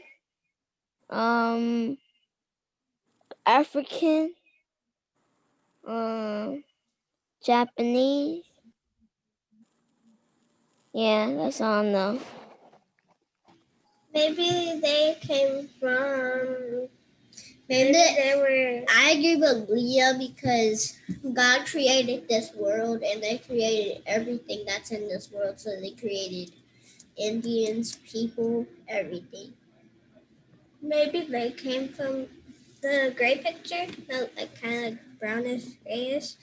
I think it's from South America. Oh yeah, I think thank you for that. The question, Ash, if you could clarify the question again. Yeah, the question is more like where do you think these people live? Sorry, I should clarify. Oh, These are indigenous people. So where do they live? Where do you think they're from? They live in the desert. Maybe they lived in a farm. I gotta agree. The sepia looking picture, that brownish looking one. That does give me like some sort of like some kind of family like work vibe. Like I don't know, like maybe they do like maybe they produce a certain kind of product. I mean specifically like what country or region in the world do you think they come from? I think the brownish picture, the sepia looking picture, I think those people might be from somewhere in Asia. Yeah, those are the Ainu people. They're the indigenous Japanese people. So the first Japanese people. And then that These top people on the left corner on the top, they look like they live in like the North Pole, like Alaska, Antarctica. Yeah, I was getting those vibes too, definitely. Yeah. Very strong vibes about that. Like Yeah. Eskimo, I guess. Is that like appropriate? I don't know. Yeah. That's I would like the answer. I think that they live in Indian because you look like Indian. Do you mean Indian like in America Indian or Indian like in India? like India America. Okay. Yeah. The people with the stripes on their face, they look like they're from India, like India, like Sri Lankan. Oh, I like that interpretation. I also think that these women and I think that these women look like they kind of give me like granddaughter, mother, or like they look like they're like aunties and aunts or something like that. And this little girl looks like she could be this woman's granddaughter. They look Mexican to me a little bit. I don't know if those people in the yellow chairs. That's the kind of vibe that I get from that for starting. All right, the black and white photo on the far left, they look like indigenous Eskimo people, probably in Antarctica. I don't know. The people in the middle look like indigenous native people, probably in America somewhere. The black and white photo on the right also look like indigenous Native Americans. The far left, they look like Aztecians, are people indigenous Mexicans maybe. The same thing for the picture next to it. And then I'm pretty sure this person on the far right, bottom right, I guarantee you this is some mania. Yep, it's the last Tasmanian person or one of the last Tasmanian people. I totally could tell from the phenotype of the hair, the nose, the lips, and the jaw structure. I think that I think that the people with the dresses and stuff that have the prints, I think that maybe they're Mexican or something. And the people that are next to them on the bottom are look like Indians.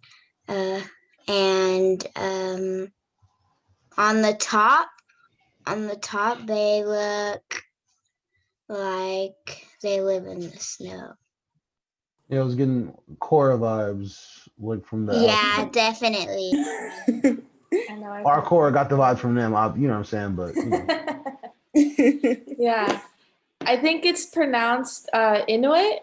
I'm assuming that's where these peoples come from, and the top left, indigenous peoples that are like in the very, very cold northern part of the globe.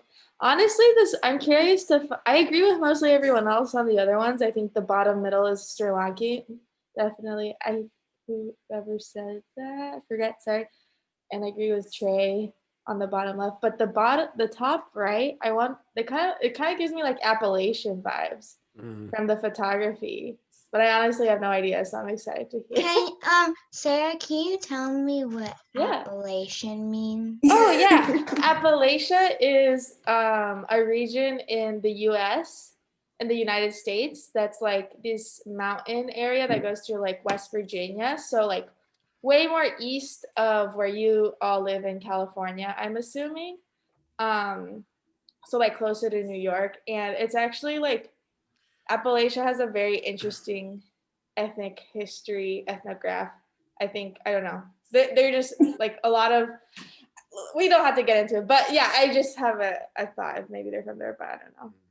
Yeah, but just a part of it's in the U.S. mountain area closer to New York. Thank you. Mm-hmm.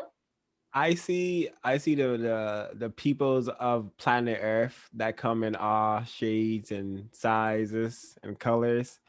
I all the classifications, all these names I'm hearing is causing a lot of confusion, you know. So I just like to call us all humans. I can't wait till we have justice on the planet, so we won't need so many classifications. But these people just look like the people of planet Earth today, you know, just people on the Like planet. that comment was a little bit unconstructive because like the question was not about that at all. I thought we were talking about what they look like. She asked what region do you think that these people live in, and that's what the question was. Like they're I all think the people on the left corner, indigenous. they look like Mayans. Yeah, I was definitely for sure. No doubt about it. I can't. I mean, I'm not a scientist. I don't know, but you know, my eyes. You know, I can see. Okay. Yeah. Thank you for that. Thank you for that.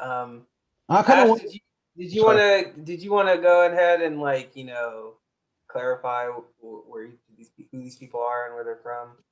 Yeah, before I clarify, I did want to say that Swad does make a good point in that there is a lot of confusion. I think at one point Jair was saying something that the San people, they looked similar to Latino people. And I think that's important that because technically I think what you're trying to say is they look like mestizo people, like people who are a mixture of like indigenous and white and African that live in Central America, South America, and Mexico. But I think because we have a lot of confusion in the terms, that it is true that there's a lot of confusion in how we classify ourselves. So I understand what Swat was trying to say. I mean, I hear him too. Like, I'm not trying to say that he was wrong, but I'm just saying, like, as far as what the question was, that's all I'm saying. I wasn't. No, I get it. Yeah. So yeah, you guys are right. The people in the top right corner are Inuit people. They live in Alaska. I think there's also Inuit. I don't want to say that they're specifically Inuit people, but they're people of similar culture who live also in Greenland. Yeah.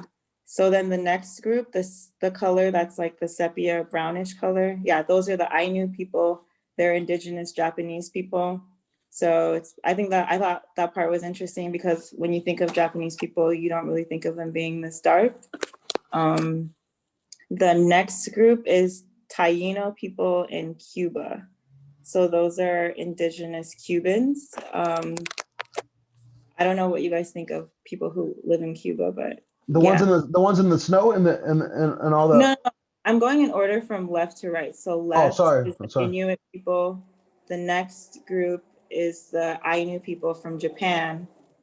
The next group, the next photo, the black and white photo that Sarah was saying looked like Appalachia, is in Cuba, and it's the Taino people. The bottom left corner is indigenous Brazilians. Okay. Actually, the bottom one is actually indigenous Puerto Ricans. So interesting. And then, like Trey was saying, this is a Tasmanian person. But So, yeah. I think we can also agree that all these people have been classified by white people and Exactly. also by non-white at the Yeah, end of the day.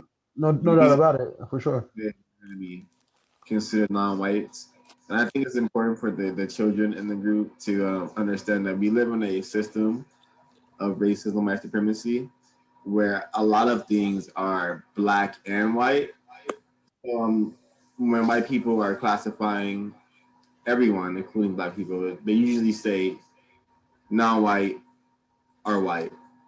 Yeah, like that's the only two options that exist.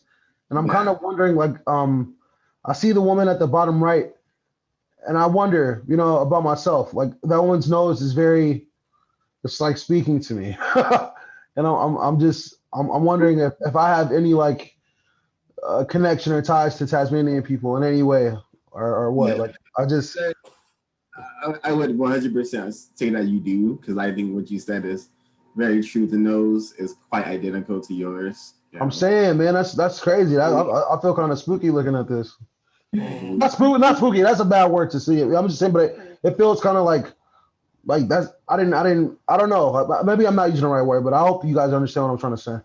Oh, also, I probably should have clarified Tasmania. It's an island right next to Australian. So this is also similar to what Australian indigenous, which is like the first people of a certain country or region. This is what indigenous Australians look like. So yeah, I would like to ask like the kids, have you ever seen a picture of an Australian person or like a person from that area that looked like this? Sorry, the children. Maybe Leia or Z. Could you repeat the question, please? Yeah, so if you look at the picture of the person at the bottom right, that person is from Tasmania, which is an island right next to Australia. Have you ever thought of Australian people to look like this? Like, what do you think of when you see Australian people? Well, to me, I haven't seen an Australian person look like that. Like since I've been traveling around a long time ago. I was a baby though. But I don't think I've never seen them like that. That's what I think. And yeah. That's what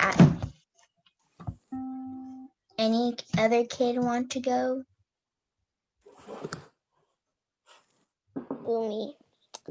I think he looked like angry, and I think he looked like African.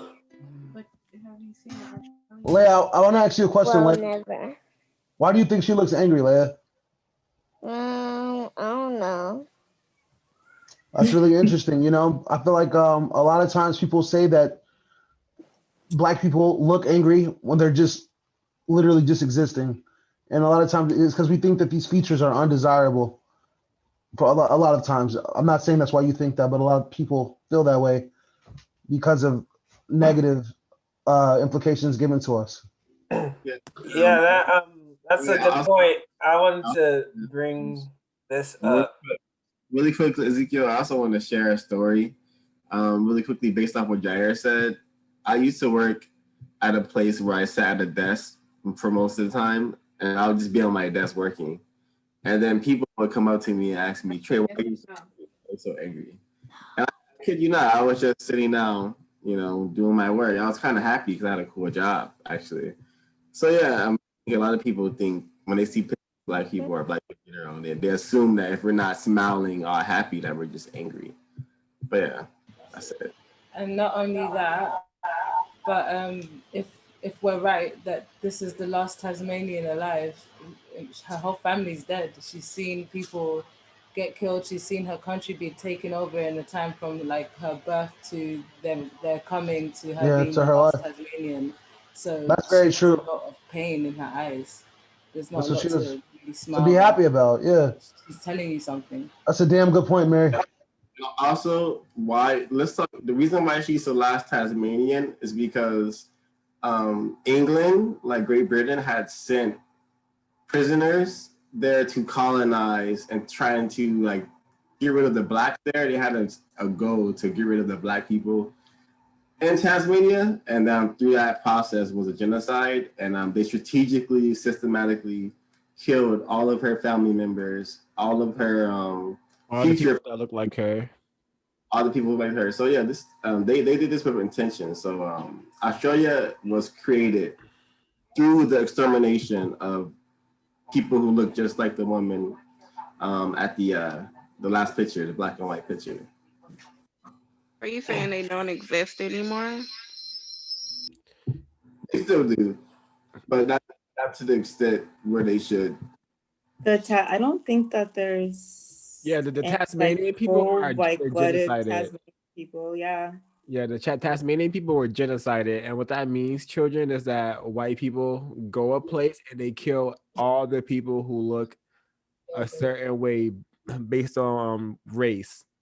So they've done this to a bunch of people throughout their years, and this is what we see white people do historically over and over: genocide other people. I mean, I want to ask you a question. Yeah. Sorry, go ahead, bro. Yeah. Well, the genocide, which you guys most commonly know is the Holocaust, but that is happening all over. That's not the only time it's happened, and it's happening. It's happened in many more places in the world. And unless white supremacy is gone, it will continue to happen over and over and over again, continuously, without an expiration date. Yeah. I also wanted to bring a point since we're talking about the test. Can you guys hear me? Yeah, I can hear you. Let me say one more thing about the Tasmanian people. If you guys are interested in learning more, there's a really interesting film called Nightingale that goes into depth about what happened over there. It's really interesting, and it's a narrative film, so it's a story. Thanks, put that in the chat. Yeah, please. Yeah, that's greatly appreciated. Yeah. I just wanted to bring, attention to, that name Tasmanian. I've heard that name before, and the only time I have heard it, I think everyone has heard. Tasmanian devil, yeah. In cartoons, right? I don't know the origins of the Tasmanian devil, but now I do, right? And it's to depict these people as devils. And savages, yeah, monsters. Or to even, take away from the fact that there's actually real people that were there, And it's an insult to them because not only were they made extinct, and then they got bastardized in the cartoon, like on top of that, like to be made fun of. That's the ultimate form of disrespect. So, that's really nuts. And I want to ask a question. I don't know if maybe you guys don't have the answer. I don't know, but if Tasmanian people are gone, if they're extinct, then how are people still having some of the features that they have if they are no longer even alive? If how do I have features that are similar to this woman, or how does anybody who is black or at all have these features that this woman is having or had? I'm sorry. Because we all originated from the San Bushmen. Then we migrated, and whoever you migrated had climates possibly similar to the climates that this person lived in that produced the features that she has. I feel like this woman is talking to me. Like this. I feel like this woman is staring directly at me, and it's like really driving me nuts right now. Like not in a bad way, but like it's I don't know. It's really crazy. Yeah. Can I tell you guys something? Mm-hmm. You see the people that are wearing the clothes, like the ones over here. They have like tattoos on them, or whatever that is. Where is he? Like on their She's talking on arms. the left. Like on their arms and their legs, they have stripes and. Oh yeah! Wow. Yeah, that's a good. I don't know what I thought that was. I thought that was. Yeah, that's crazy. That's a good catch. I'm really keen on. That's Yeah, beautiful. I literally just Yeah. noticed that right now. I was like, what? I thought that was like part of their fit. I didn't know. Me too at first, but then I was like, that doesn't look like a fit to me. Sarah, I don't mean to put you on the spot, but since it's like close to where, I mean, it's not that close, but do you know anything about like like what their tattoos might mean specifically? I don't want to. If you don't know, you don't know. No, I don't know, but Okay. I do think it's interesting that they're all women and they all have them. That I know that in a lot of indigenous communities, not specifically Brazilian ones, that like it's a rite of passage for women to get facial tattoos, and only women. Like it's a really cool, beautiful part of beauty. But yeah, I have no idea. That's super cool. Yeah, I think so too.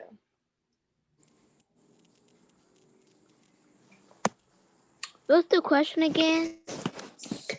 Oh, I don't know if was there a specific question, or are we just letting our thoughts out and discussing? Letting our thoughts out right now. Yeah. This is the last slide, so we're just discussing now. Do we want to start the cahoots, Ezekiel, or should we just? I'm excited for the cahoots. I can help.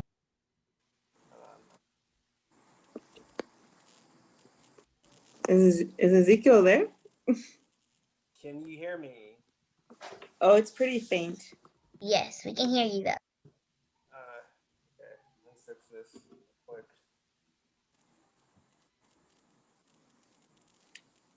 Okay, so can you guys hear me? Yeah, I think just come closer to the screen. It seems like it works better or something when you do that. Can you hear me? Yeah. Yes. Okay. Yes, we can hear you. All right, so thank you for that, everybody.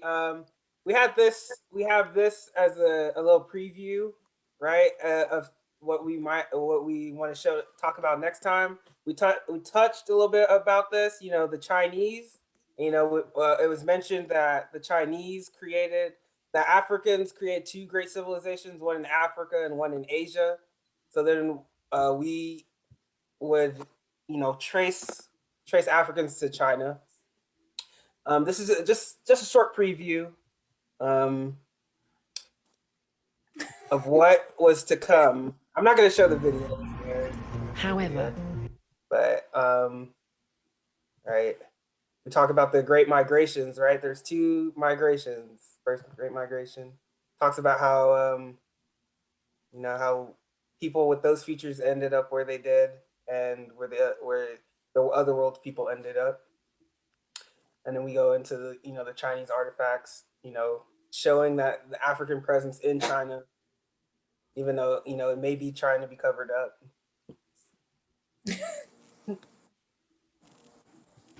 Yeah, and now we have cahoots. So yeah, the preview of what we're gonna talk about for next week, as well as what we're gonna do. We're gonna start African history as well, right? Yeah. Okay. Okay, so let me go ahead and pull up the cahoots. I have to be honest. Z, let me finish, please. I have to be honest. I haven't set up a cahoots before, but I have played them. It's okay. We're all used to having so many options, so it's okay. At least we can still play the game. Yeah, you know who you are, right? Especially after today's lesson, Ezekiel. Ray, are you in Princeton not able to use Kahoot? Of humanity. Wow. Where have modern humans' origins been traced to? Why do I have ships? Why do I have ships on my screen? Oh my god, I don't know. Mute If you need me yourself, to repeat, please. if you need me to repeat the question, let me know. Where have modern humans' origins been traced to? Yikes, this thing's Rwanda, fast. Egypt. Yeah, it goes too fast. Can you? I'd have to stop it. Oh, it's okay then. Yeah, so yeah. I'm sorry, you guys. I didn't mean for it to be so fast, but Yeah, I think that was enough time, TBH, but I could be wrong. Well, Yeah, I thought it was a nice. This game is so cool. It might be too fast if you have to like read all of them, like, and not be able to read them off the jump. Yeah, comedian. I was still looking. I didn't get to see any of the questions. Yeah. The question's on the screen. You're gonna have to switch back between tabs, kind of. Unless you like use a different device or something. Like I'm using my phone. I was on my computer. I missed the whole quiz. So I got another question coming up. Okay. Yeah. All right, let's try that one again. So, let's try to. Now we know what to expect. Yeah. Don't Don't look at the Zoom screen. Look at the Kahoot screen. Yeah, true. Very true. No, you guys are supposed to look at both, so then you can see the answers. Yeah, so Yeah, you can see like that. You can see the question and the answers. So you have to look at both. The question is on the Zoom screen, and the And answer, you will click the answer in Kahoots based on the symbol. Oh, okay. Let me like my setup is like dual monitor, so it's really easy for me. But I don't. Thank you, Soa, for the flex. Flex on us all. Other people are gonna manage that. Maybe Sarah. I do, but I don't. Well, I I have two think children. The kids are have done Kahoots many times. I have, so I'm already set up. Yeah, I'm good now. I have a split screen now. Okay. Okay. Next one. Where is the cradle of humanity located? It says San Gabriel Valley, Nile Valley, the Great Rift Valley, or none of the above.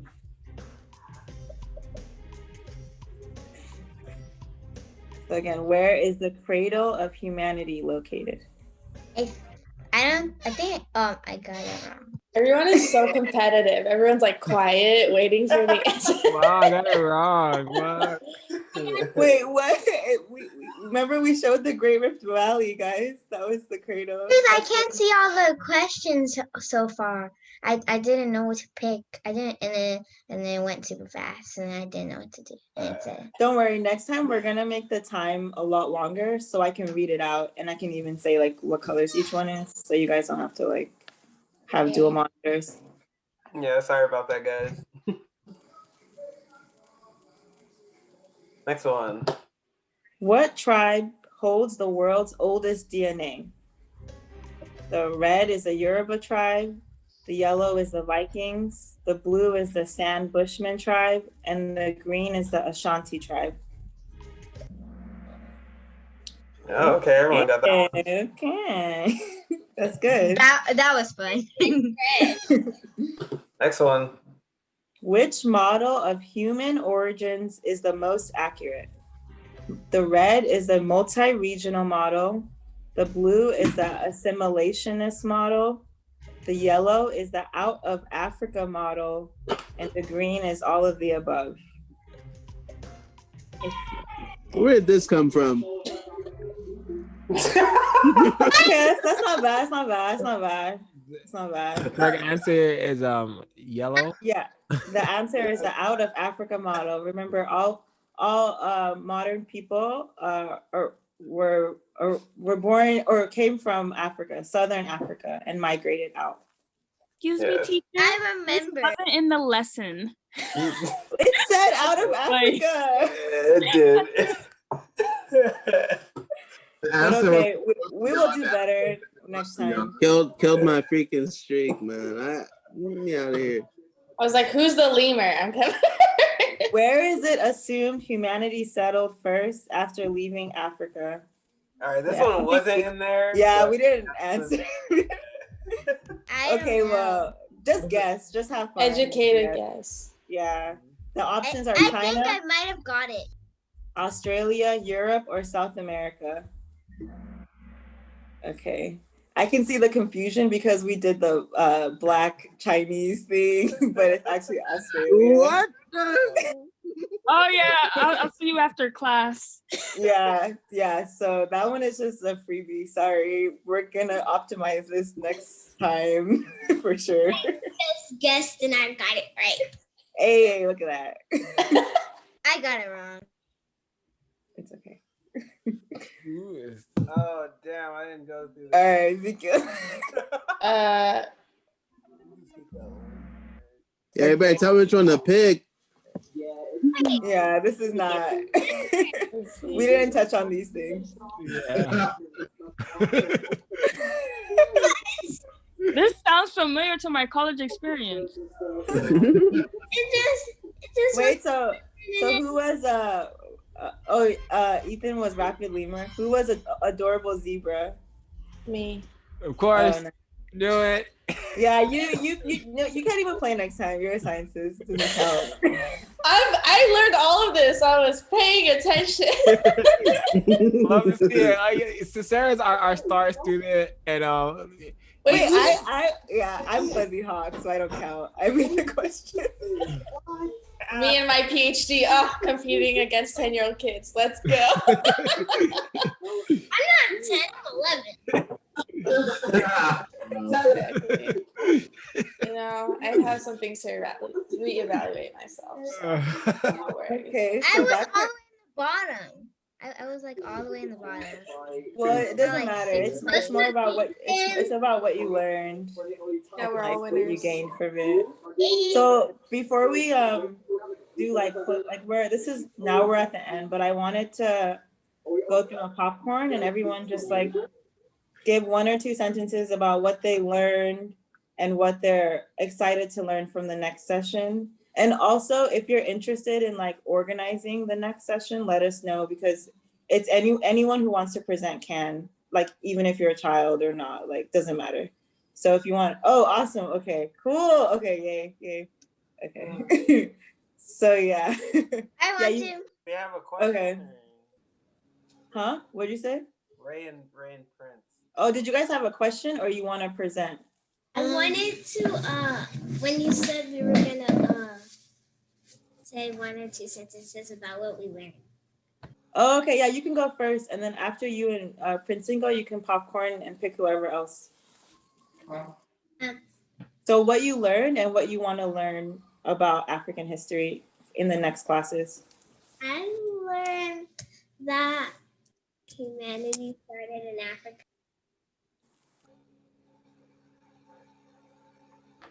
Well said.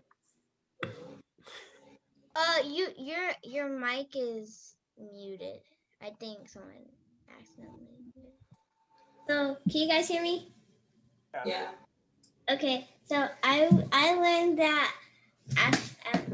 humanity started in Africa because I did not know that at first. And what I want to learn is that I want to learn the language that the click language. Kristen, you go. All right. I basically want to do the same thing with Ray, but I want to go to college and learn Spanish. And Kristen, what did you learn from all this that we were talking about? What did you learn about Africa and stuff? What I learned about Africa is that I forgot what I learned. He has 2 hours. As me. It's because I have short memory, so I basically forget everything. We understand, Preston. Or Preston. Yeah. Mom, you're muted. Yeah, but we all have things to work on, Prince, and that's something you can work on, your memory. I'm also working on my memory. Yeah, I was gonna say, so you probably remember it like in your soul. You just have to find a way to get it out. But that's what the group is for. So don't worry, we'll figure it out together. Next time, take notes. I took notes because my memory is really bad, so I took notes this meeting. Yeah, take notes and ask a lot of questions. It'll help to remember. It's because I have very bad memory, and also it's very hard to remember stuff. I think maybe you should focus on not remembering it, but just trying to understand it and like be inside it. Don't feel like you have to know everything, if that makes sense. Do you guys want to call on someone to go next? Leah. It's Leia. I think that I learned about different language, but if I really want to learn about Griffiner. Oh, yeah.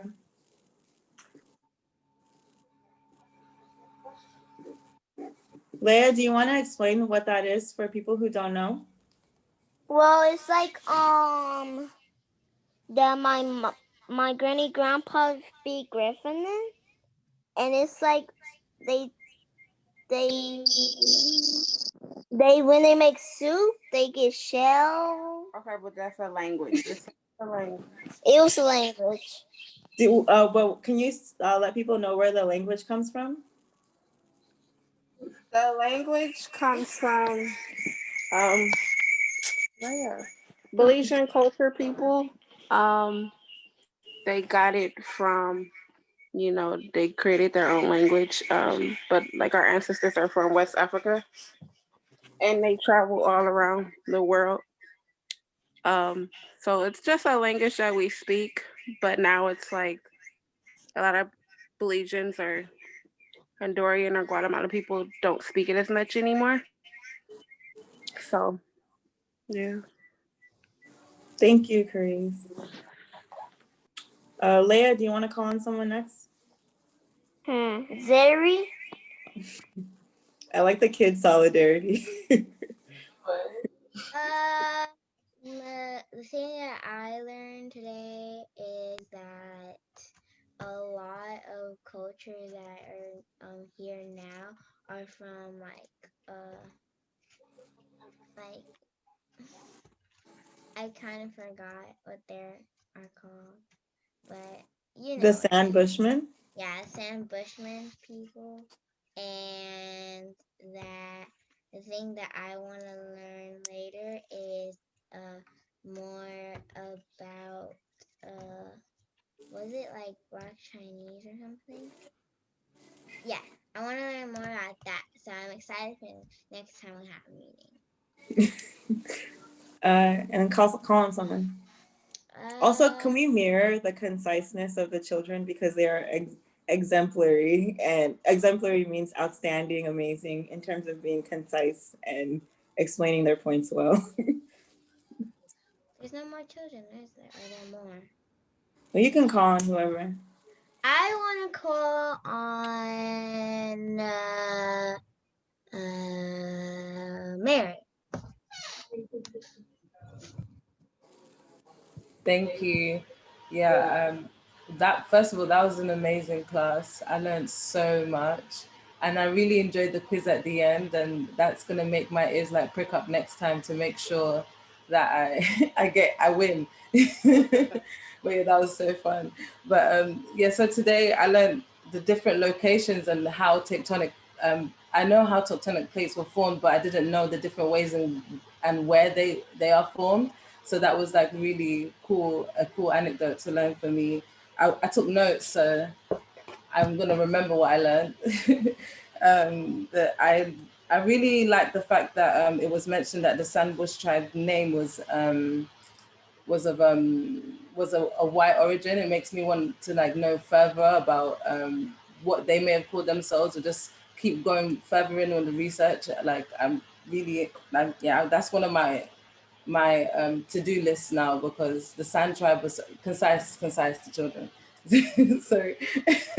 But yeah, I didn't, the Inuit, learning the location of the Inuit people and just seeing what they look like, that was a really amazing moment for me, because I really liked this, just seeing nature, just different forms of nature. And I liked how a lot of us and the children especially refer to them saying that God made them, so they're like, it's just the oneness of the situation. And it was just a beautiful experience. And yeah, I look forward to trying to participate in the future. I would want to do something on ancient Kemet, and also what my current venture of herbs. So, but that's going to take some time. So yeah, I just look forward to that. Yeah, thank you.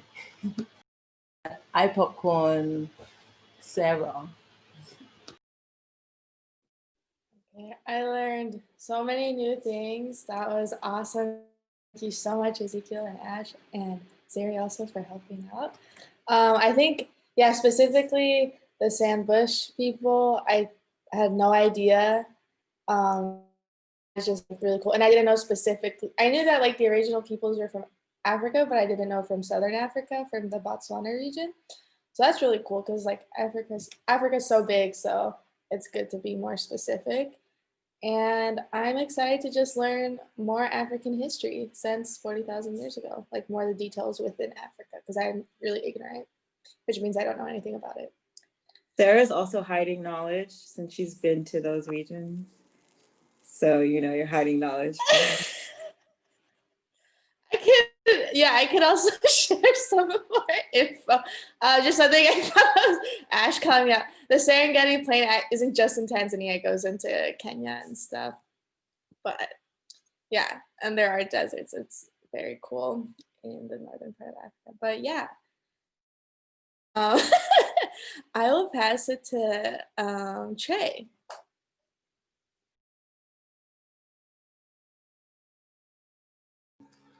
Hello. It was. Can you someone hear myself, please? The class was so great. I learned so much, and my biggest takeaway is I had no idea that the original people were still alive on planet Earth, which is, information that I'm happy that I have. I'm sure it's very constructive information. I do want to teach a course in the future, but I want to like do it first, like create it before I bring it to the table. So once I say a day, I want to stick to it. And but yeah, it was great. I'm really proud of Ezekiel and Ash for creating this. This is really really important, very constructive, very necessary.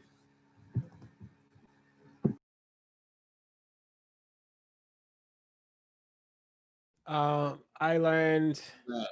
I want a popcorn swap. Yeah, thanks. I learned a lot. Like the Serengeti Plain, Mount Kilimanjaro, like everything of historical importance comes out of Africa. I now understand why they say like that Black people are the blueprint, because non-white people are the blueprint. People who are not white, where they were here first and are responsible for all things, it seems. And it was also I learned a lot just listening to like the children's perspective and what they had to say, and just how they saw things, and that's always interesting and constructive. So really looking forward to next week and what the topic, and yeah, just always learning. I love learning, and you can learn best from areas like this, and also from people sharing.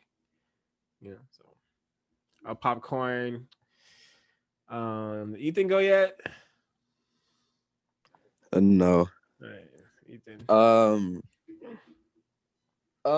What I learned was about the Sand Bushmen, because I didn't know that we had a little bit of their DNA in us, but they couldn't have it. But they couldn't have us in them, basically. And I didn't know that. And I probably would want to learn next, just get more in depth and more of like African history. It's probably about it. And I popcorn it to Ezra. Yeah, I definitely learned a lot of new things today.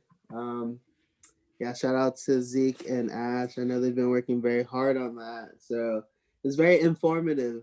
I definitely learned a lot from this. So I would say one thing that I am kind of sad about is the whole Chinese and African thing, because I've been very interested in knowing about, like, you know, the Chinese culture and Africa and what kind of role they play in, like, white supremacy, so to call. But yeah, also I think it's very important, you know, as we grow up, the history that, you know, they feed to us or they give us, you know, is history, but, you know, it's just from like one perspective. So it's just very nice to be able to piece together some of that history that we learned today, along with the other history that we've learned. So very good stuff. I don't know who hasn't gone yet. Visionary Assassin haven't gone yet. And Ray. Okay, I'll popcorn the Ray. Ash and Ezekiel. Okay, Ezra, your time's up. Thank you, Ash and Ezekiel, for creating this wonderful, wonderful, I don't want to say lesson, but lesson for us today. I learned a lot about the San Bushman tribe in Tanzania. Hopefully I said that right. Specifically the Serengeti Plain. I had no idea. I'm not going to sit here and lie. I had no idea about any of this. So I am so happy that I'm here, and I will continue to be here because this is something I should have learned years ago. But I am excited and hope to learn more about like the genealogy or lineage of the different development of people and how they came about, and then where this genealogy like got lost or muted. Like I know it got muted obviously from like European, but like just to see the formulation and where it got to the point where it's like, hey, this is no longer existing because we're gonna force you to this European on history on you. So that's where I'm excited, and that's all I have to say. And then I will pass it to who's left? Is Jair left? Jair.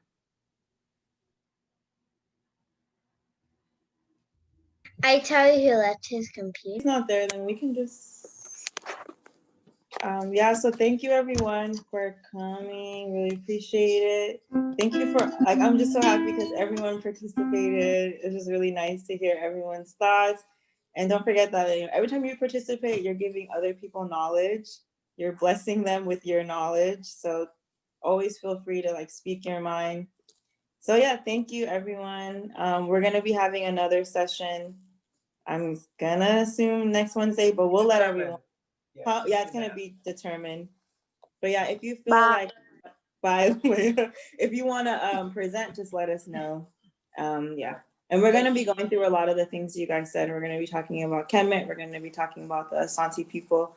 So there's gonna be a lot of very useful information coming soon. Okay, goodbye. Bye, everybody. Bye. Bye, people. Hey, that was amazing. All right, to those warriors. It was grand. Bye.